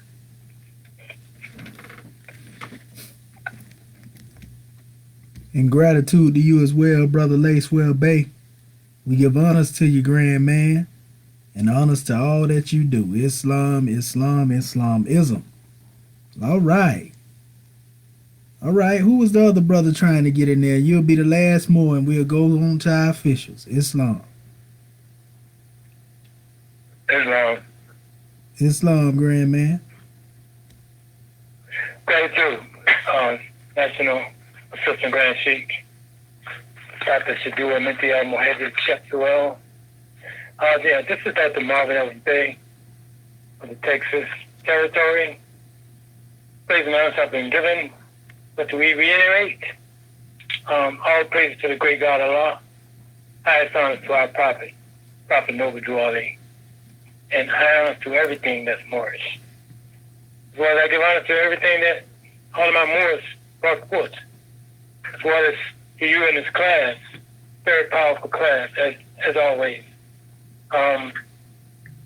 Topic being the Moorish HIRAM must be raised from the shallow grave of the patriotic slaves. And as you was teaching, I wrote, I jotted down a few key words or phrases. And you were speaking on, you asked that question, what does a slave have to be patriotic about?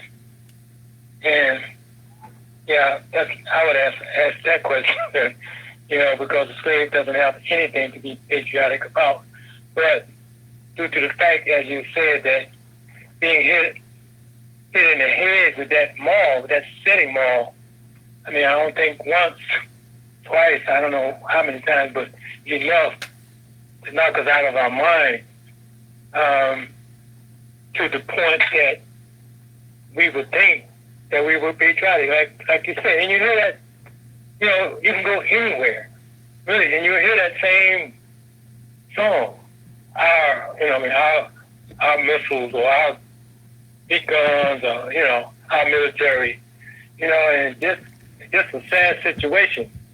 And just grateful for being here in our Moorish American government, of being around like minds. But sometimes when you go out, I don't wonder, just that you hear, and you see a lot of that ignorance going on. And it's just beautiful, wonderful when, you come into a situation where you can share something other than what everybody else is going along with. And I was in a situation where it was several goddesses and they were talking, it was in a salon, and they were talking about the brother George, I can't call his last name, brother that was killed or murdered or, beat up to the point of him dying, and about the marching and stuff, and, and it was we got into a pretty deep conversation because, I got to the point where I had to at least say something to the contrary, wherein they were trying to figure out how the cop was going to get out using different strategies for his, when he's accused, of murder. Well, first it was manslaughter, and they upped it to second-degree murder. And one sister was talking about, it's not murder, isn't first-degree murder, even though you premeditated or whatever. It was just a bunch of chitter-chatter that really didn't make any sense, but they were trying to make sense out of something that didn't make sense because they didn't have, the information, they didn't have the knowledge. But I just had to speak on it, and just tell them, the problem is that, we're not black, we're not colored, we're not Negroes, and that made, kind of made some of them stop and think about that for a moment. But there was another young lady that apparently she had some teaching, some Islamic teaching, some Muslim teachings, and talking about what her father had said. Pardon me. I'll call you back. Yeah, about what her father said about Muslims and how we had been taken. We haven't been taught, or rather having civilized, a lot of civilized, a lot of the people that would say ignorant or living in squalor or whatever. And, so I knew that she had some of the understanding. But we went in a little deeper, and I expressed a little more concerning it. But it was just a beautiful thing. So like sometimes you can't even get in a situation where, you can interchange thoughts and ideas. And I know we've been talking about this, the last few days, the last few weeks, of interacting with our people. And like I always say, the opportunity will present itself wherever I am, because, I can only come one way, the way the prophet has brought it. And that's due to our Moorish American government. And I'm so grateful, and I can't say that enough. I am grateful for being in our Moorish American government. And with that, I know time is 38. I say Islam and peace. In Islam and peace and gratitude for that grand measure, my brother, Islam. And we want to thank all the Moors for coming out tonight, to another Moorish Perspectives. As I am your host instructor, Dr. Shahid Imani Al-Mohadi Shabazz El, and my ancient Comedian high name being the same as Dr. HERU AMI BU Shepsuel. And just a quick note, Moors, the 13th, 14th, and 15th Amendment was mentioned. And it's, you go into the math of these numbers, it unveils some grand measures here, so to speak. As if you deal with what you call the 6, 5, and 4. And this is actually adding, the 5 plus 1, 4 plus 1, and 3 plus 1. All of those numbers, that 4, 5, and 6 bring you into 15, right? And so when you come out of this special drawing of dealing with 15, you often hear them say, well, it was 15 that originally plotted against the master, all that type of stuff. But it was really 3 that carried out the deed. See, when you get to talking about what's going on with that Floyd situation, you got not only that Illuminati demonstration in there, but you got the Klan's demonstration in there, along with the Fraternal Order of Police. They go to 3 ruffians right there. And so on the other hand, that's dealing with the addition. Now, when you go into the multiplicity of these numbers, 5 times 1, 4 times 1, 3 times 1, you got 4 with 5, 4, and 3. And this bring you into the number 12, which means that your government is the key. You see? Your government is the key, right? And then if you go into a subtraction of these numbers, dealing with these amendments, you get 5 minus 1, 4, 4 minus 1, 3, and 3 minus 1, 2. You come to the number 9, re-entry. You see? And we are re-entering the world right now in our free national status and our name. You see, but we must first allow the dweller of hearts to re-enter as well. So if you add that 12, 15, and that 9 up, you get the number 36. 3 and 6 is 9, right? Or if you say 6 times 3, you get your 18. It's still going back to 9, right? Man. Nevertheless, you go to question 36 and they say, what was the, we know justice was on the manifest. I put it that way if you go into the 101. That was the name that was given to Yehoshua, justice. So, justice is on the manifest, and the God-man has been brought forth. And the chairman asks, the sheik asks, who got the body? And in all actuality, we got the body because the body had to be examined, because we found out some new evidence. And so that being said, Moorish kin, the new evidence showed that we was denationalized, enslaved, and everything else, and now we're free people. We have been exhumed. Islam. That being said, let us call forth our officials, starting with Sister Alcetta Moonell. Gratitude. Islam. You got it, Goddess and Queen. Gratitude. You want me to call on other officials? Oh, no, I'll take them out. Oh, Islam. Gratitude.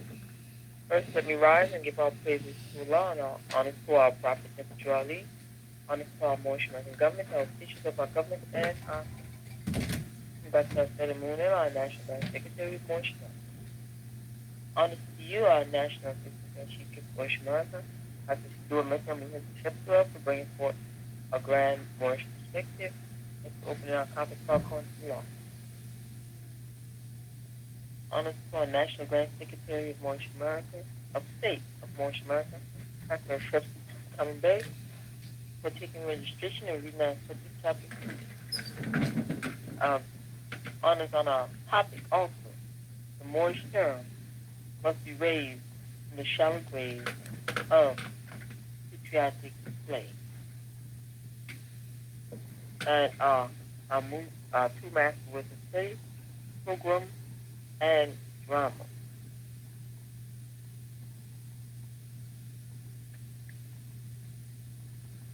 Now in our That's the chapter to read. It shows in ayat, the third ayat, or the second and third ayat. Once the priest that were in the sanctuary saw that the oracle became a blaze of light, and it seemed to be on fire and all consumed. They were filled with fear and thought that a great disaster had come. And our gods are mad. Their gods were mad. So that goes to show that they were idol worshiping. Gods outside of God. And were not following the creed of the ancient forefathers' teaching. And so our people are doing the same thing in this new era of time now because they honor not the creed and principles of their forefathers. And that's why the names Negro, Black, Colored, Ethiopian, African American, etc. were put upon the mold in the East, in the West. And so the things that they have done to our people under the genocide, planned genocide of our people by the majority of the citizen population. They have done different things to make sure that we stay deprogrammed. I'm going to use that word because by them being trained and programmed to do the opposite, contrary to the truth, it's what's called deprogramming. And so they've done it through the things we wear, the clothes our people wear are not the clothes that we made for ourselves by our ancient customs.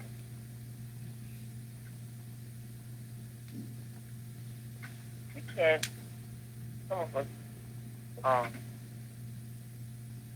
don't go and walk on the earth with their bare feet to ground oneself, always wearing shoes that rubber in between your feet. Also is a disconnection from Allah, the universal order of things.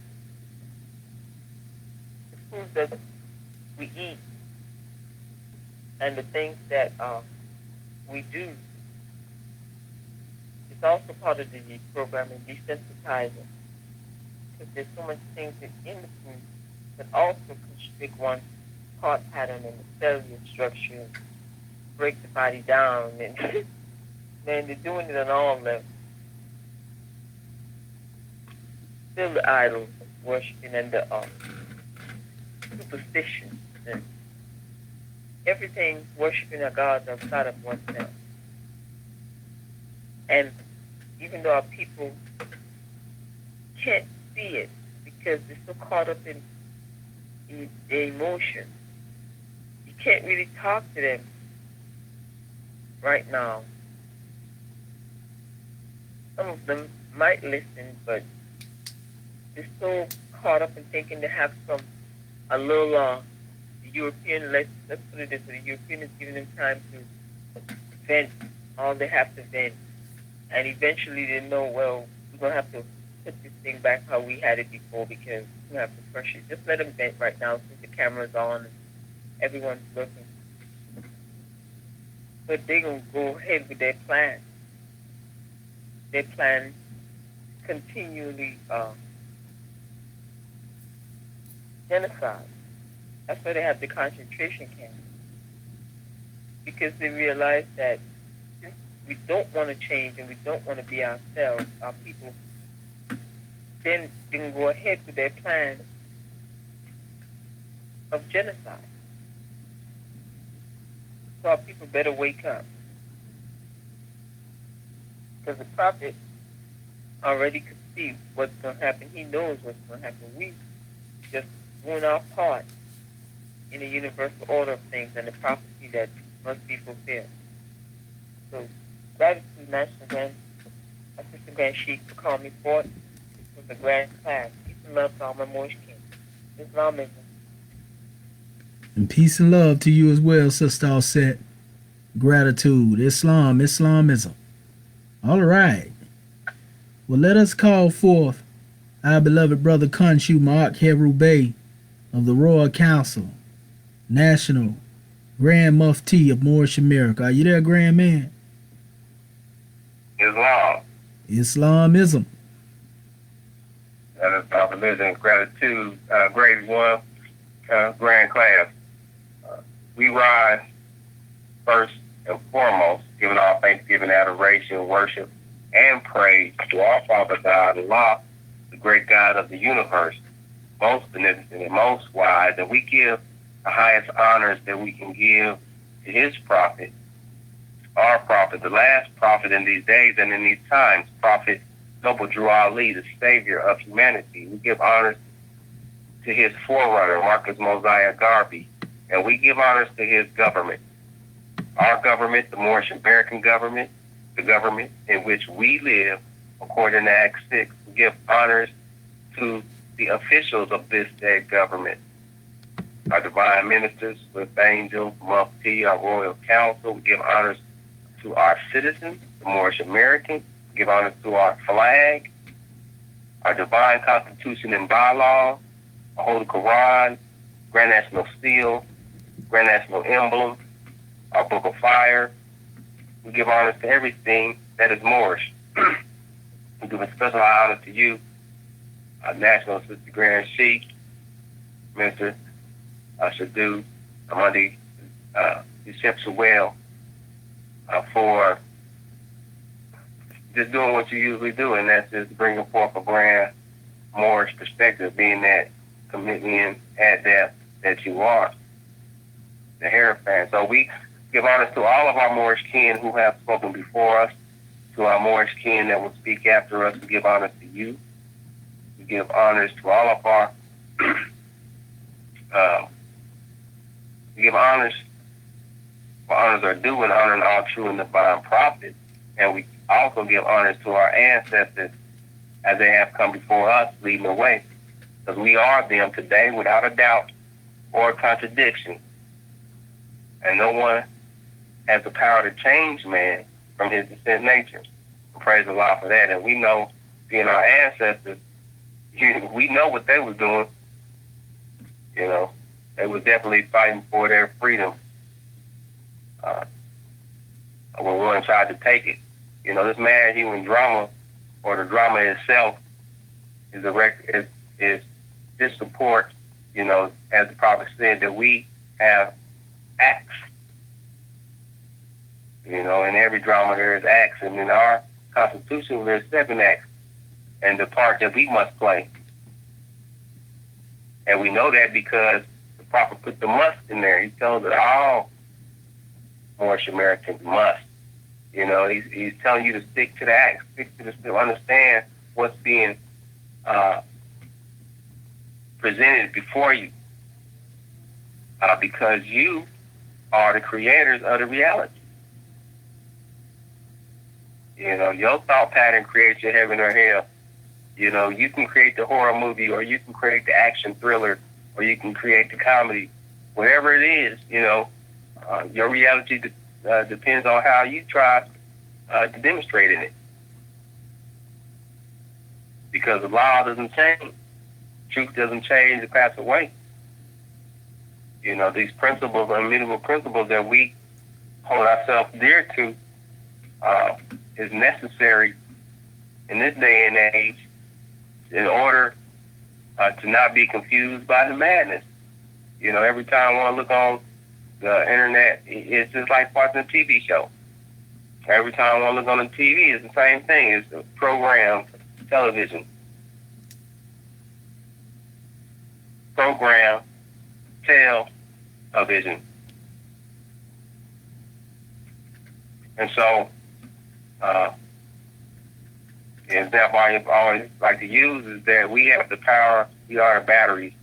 And once we put our energy, our battery, ourselves into our Moorish American government, then we can change the channel to what we wish to see. We stop putting our energy, our batteries into someone else's remote control, what we call nation, society, system. We'll stop seeing what they want to see, and we'll see what we want to see. And that's love, truth, peace, freedom, and justice being practiced and proclaimed by all. Because that's the only thing that's right. One constantly makes, they want to say it's human rights. They don't want to recognize that in order to be a human, you must be part of a nation. I hear one say it all the time, well, it's not just about, civil rights, it's human rights. Okay, well, if it's human rights, well, who are the humans? They always want to skip over that. Every human is a part of a nation. So as long as one keeps staying ignorant to the truth, or trying to take half the truth, they're never going to get, where they think they want to go. But we already know where we're destined to go, and it's uncertain. It's not uncertain. Pardon. Not uncertain, or it's not unknown to us. It's been prophesied and laid out. So, all we got to do is continue to study. It's one thing I seen a video earlier about the sister. She got slammed by the police, and she's talking about, I did not wish to contract. Let me talk to her. I could hear the UCC talk in her just by the words she was saying. The same amount of time one takes to try to study someone else's law, and you could get into study your own demonstration and have your own. You wouldn't even have to worry about those things. So, we must spend the time, the dedication, definitely to study ourselves accordingly, because the drama, we could be the one on the string, or we could be the one orchestrating, or we could be the one in the audience, whatever position you want to play, but it's still up to you. It's still up to you. So it's just been a grand class, and I just had to put that out there, Mo, because it's just in this time we have to remember that we can't be distracted, just like they try to distract the rest of these of their citizens and the people that reside in their nation from what's going on. We can't let that distract us from what we have to do and what we supposed to be doing. And that ain't being caught up in what they got going on and instructing one and teaching one truth of the nationality and the divine creed. Praise Allah for Prophet Noble Drew Ali, and praise Allah for our Moorish American government. Gratitude to everyone for being here with us and giving us your time, attention, and your respect. We love you. Islam and peace. And Islam and peace to you as well, beloved brother. Khonshu Mark HERU Bey, we give honors to you, grand man, for that grand drawing, as you always bring them on the manifest. Islamism. Well, all right. Well, let us call forth then our Grand National Secretary of State, Sister Hatshepsut Rakat Ma'at and Pooh, Tutankhamun Bey. Islam. Are you there, goddess and queen? Close as a thought. All right. Islam. Much gratitude to your National Assistant Grand Sheikh of Moorish America, bringing forth a very enlightened class this evening. Islam, Moorishkin.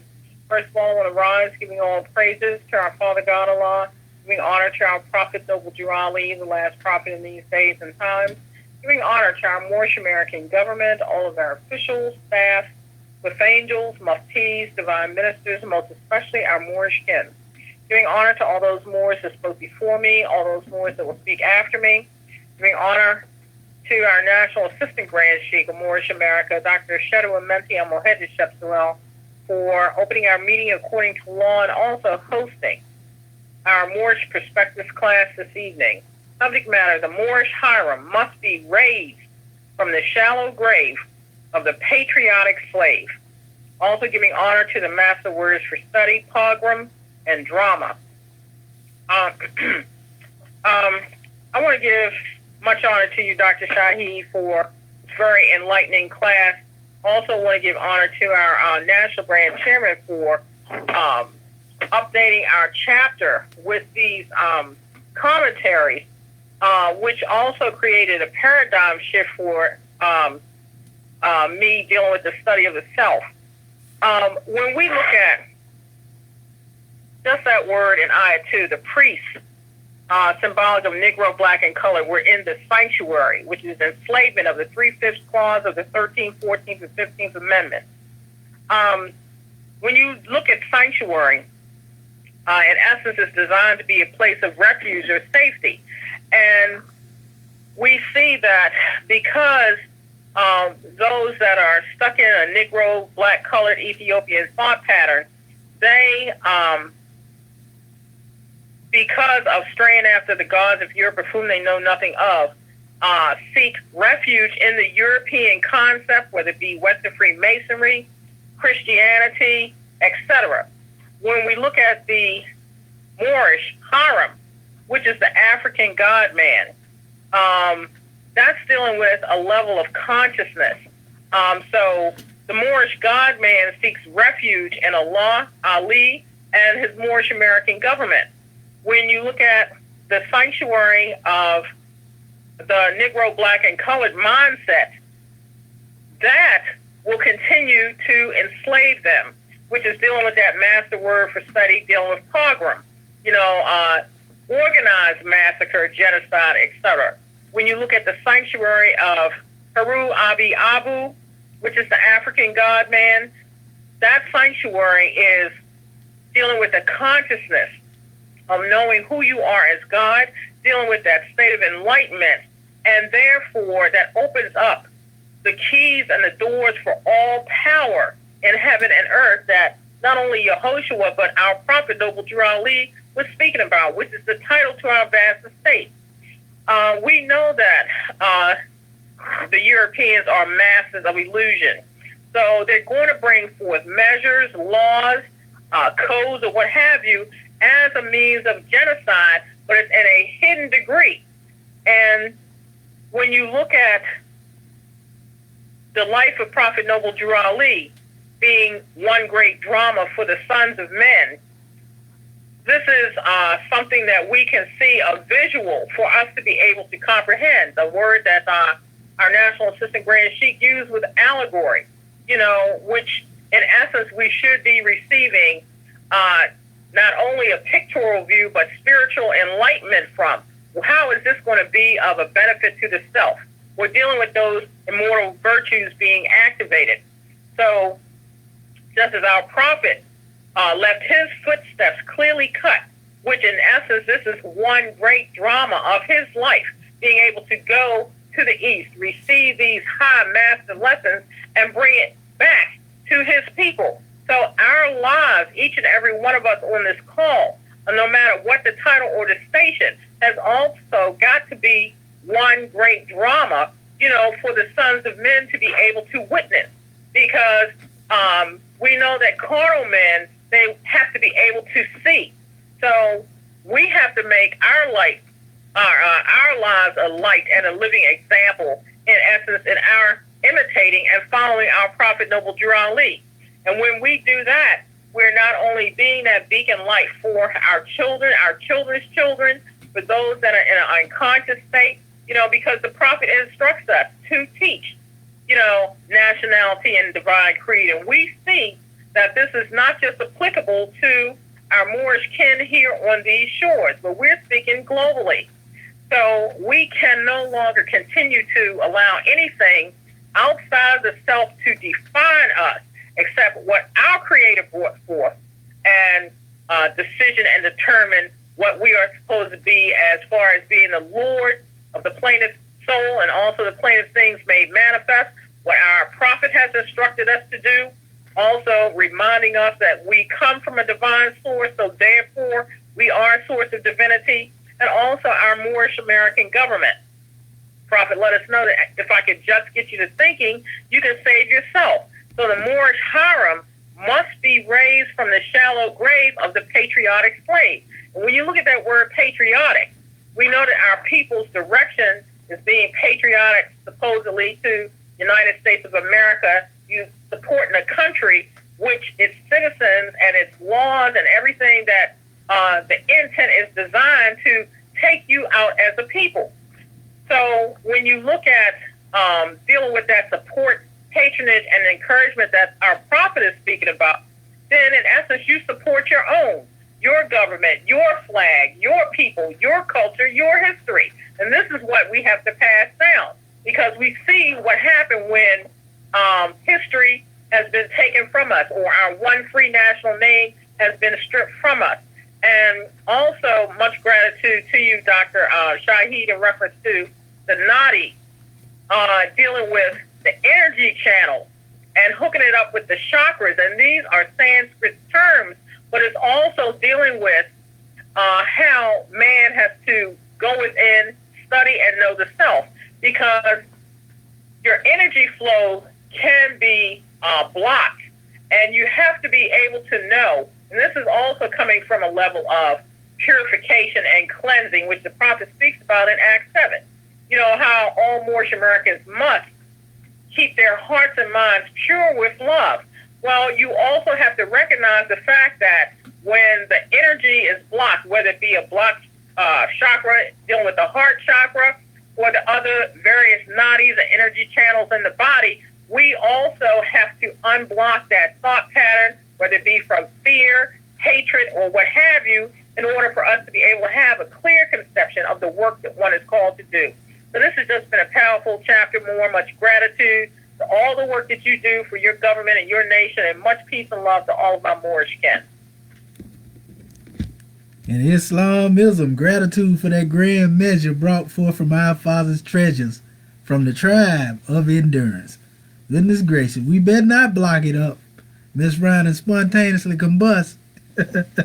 Islam, gratitude, goddess and queen. Well, speaking of the tribe of endurance, we know our chairman is most definitely well saddled and equipped for the journey along the way. So come on through here swinging your scimitar, chairman, and give us a grand drawing. Dr. Akin Acton, Pert M. HERU, Tutankhamun Bay. Islam. Let me give praise to Allah and honor the Prophet of Ali. Then much honor to everything that he brought us. Especially our program tonight with our national grand, Assistant Grand Sheikh. You didn't knock the door off the hinges again. And so I want to extend much honor to all those that participate. I've got to defend the chapter somewhat, because when I did this chapter 41, is primarily I just wanted to focus on the theory that our prophet, Noble Ali, who came to save us as a nation of people, he said that I was with you 2,000 years ago, and I'm with you now. And so, therefore, I wanted to foundate this the chapter with the different breakdowns and things and what have you. I did that primarily to show the relevancy between when he was here as Yehoshua 2,000 years ago, because they both had to go to the same place in Kemet to get their title as a prophet. We also want to extend much honor to how Noble Ali brought these teachings back to us, and it was so powerful that we was too stupid. Well, let me leave the word alone. We're just ignorant, and to the point where that the prophet it should be 3 or 4 generations later by the time you even begin it around the year 2000, first time, what time you get the message, that's what he brought to you. So the thing about it is more than that, we found ourselves, the holdup has been that we got caught up into what's the Freemasonry and the church, Christianity. And in both cases, you've got to deal with oath. When we were there in the church and under the different fraternal orders sororities and things, we were taking these oaths, swearing, and oh God, Lord, these are what. But we didn't have a clue as to our own identity. So this means that the oaths do not count. If you would, a Muslim don't take oaths. It's forbidden in the world of Islam. Okay? And the reason why, because why would you want to commit yourself before that? Who's going to come before the great God? Who's going to come before love? Who's going to come before truth? So when it comes to oaths, these oaths have you committed to a carnal society. In other words, you want to talk about the Europeans, you want to talk about West Freemason, you want to talk about the Democratic and Republican societies and things of this nature. This is not you. The thing about it is that what is beneficial for you and what's your main objective? Who made you in the first place? So we want to look at this special chapter from a higher level so we can come together in the course of this, especially chapter 41. And I'm quite sure that in dealing with the different breakdowns that we have here, and unifying and breaking the different verses down for the chapter, I try to use certain symbols and things so that we could give more of patriotic comprehension and dealing with the shallow grave that we speak of, coming out of that shallow grave, okay?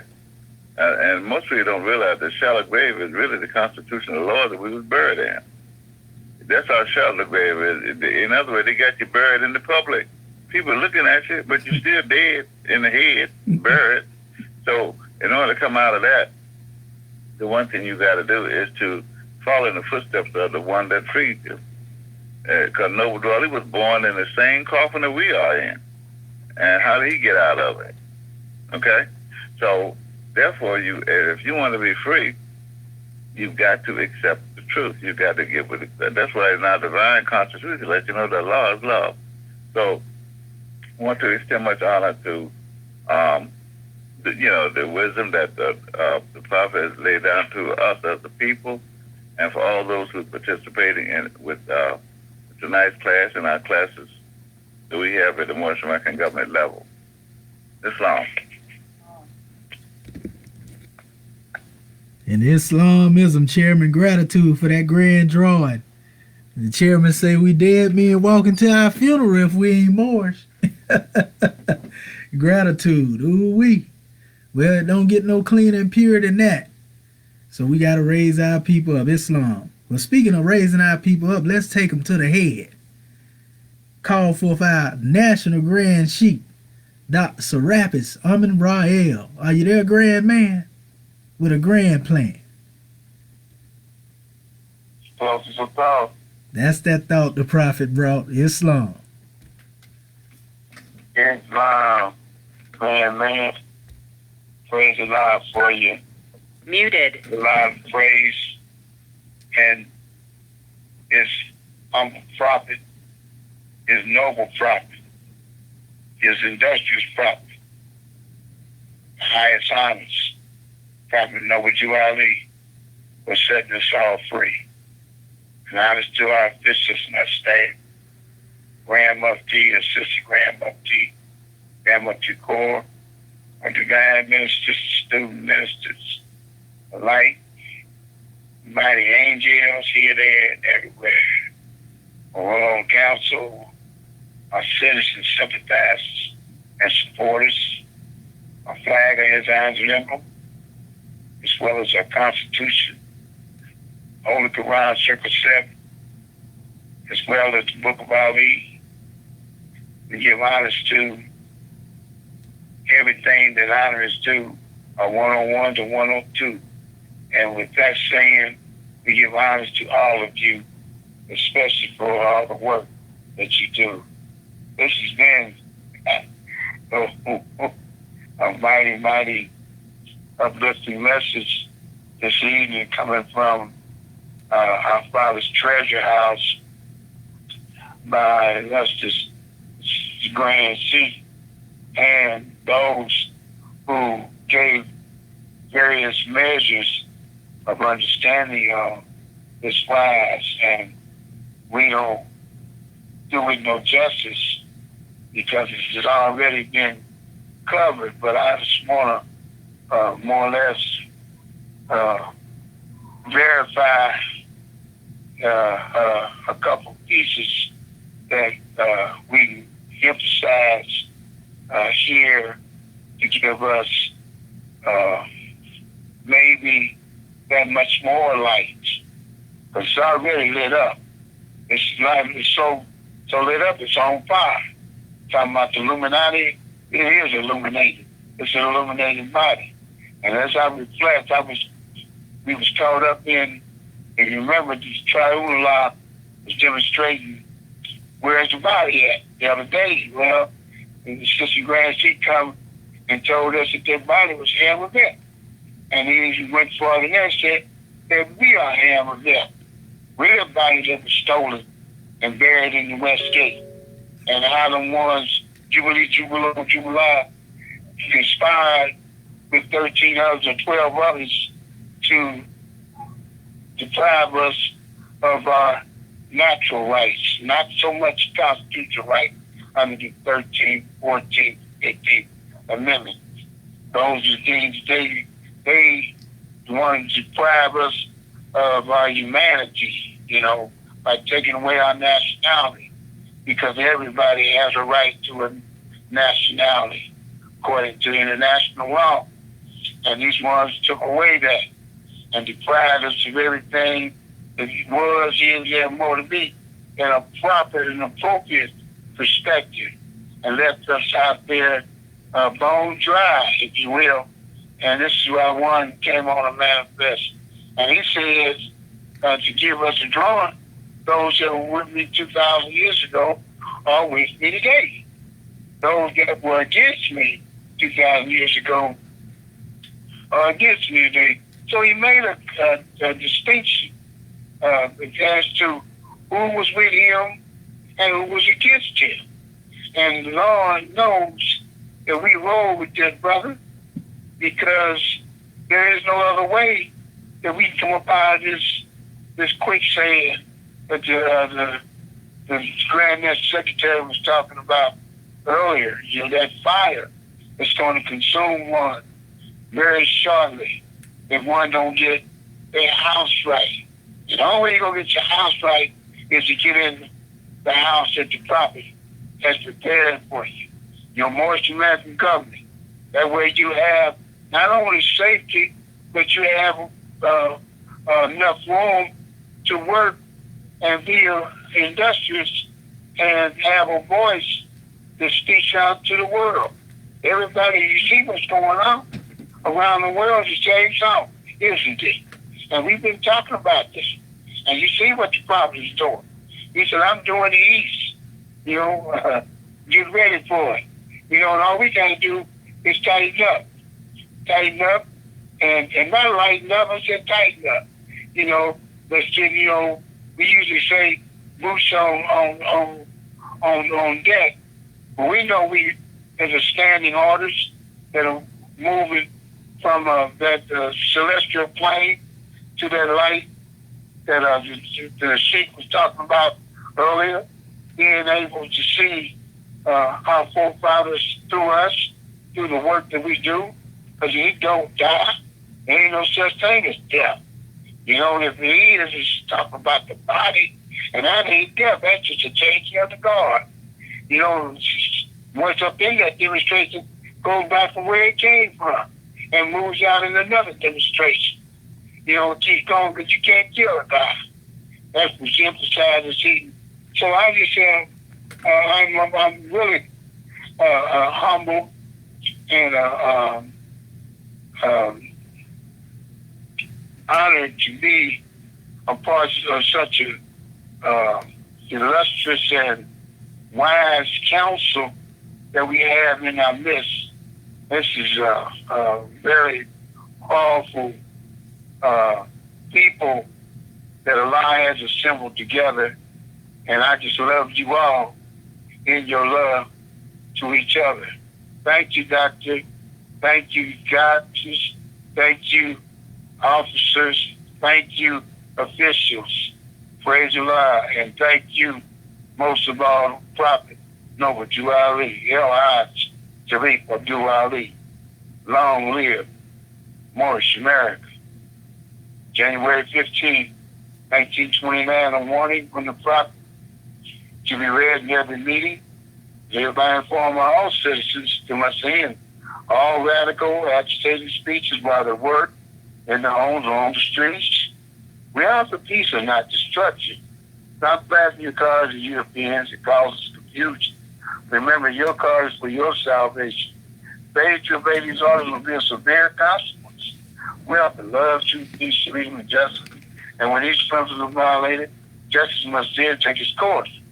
Any citizen or group of citizens who hold disabilities towards the government or the prophet or violate the divine covenants of the Moorish movement will receive their reward from Allah for their unjust deeds. All true Moors will and must obey the law as laid down in them by the prophet. If they lose confidence in their prophet, they should turn in their card, but he's going to turn affairs and return to your state where the prophet found you. This is a holy divine movement founded by the prophet Noble Drew Ali, and if the prophet is not right, the government is not right. The prophet therefore is sending out the divine fleet to all Moorish Americans and do their part to protect the prophet and the government. This is an everlasting movement founded by the prophet to the will of Allah to redeem his people from their sinful ways by order of prophet Noble Drew Ali. This divine warning is supreme law now and will be enforced by the said covenant hereby. Islam, Islam, Islam. All the covenant of the Asiatic nations, you are the children of one family provided for by his care, and the rest of one mother has given you son. At the divine reflection, therefore, unite thee with thy brothers, that peace and happiness may dwell in my Father's house. And when you separate the world, remember the relation that binds you, the love and unity, and prefer not a stranger before thy own blood. If thy brother's in adversity, your sister, if our sister's in trouble, forsake her not. So shall the fortune of our Father contribute to the support of his whole race, and his care be continued to you all in your love to each other. Islam, Islam, Islam. This meeting is officially closed according to Act 2 of our divine Constitution, and love, truth, peace, freedom, and justice. Islam, go in peace, more tomorrow's Sunday school. See you there. Right? 1A, 1 that's a big class. We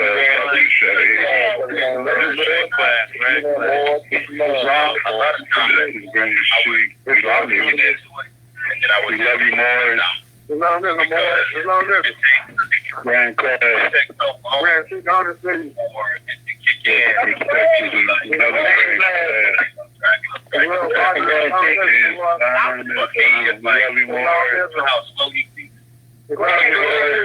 I know I have to respect my elders.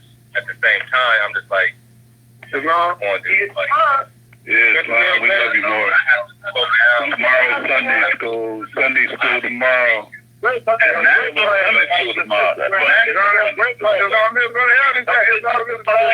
Yeah, check your email.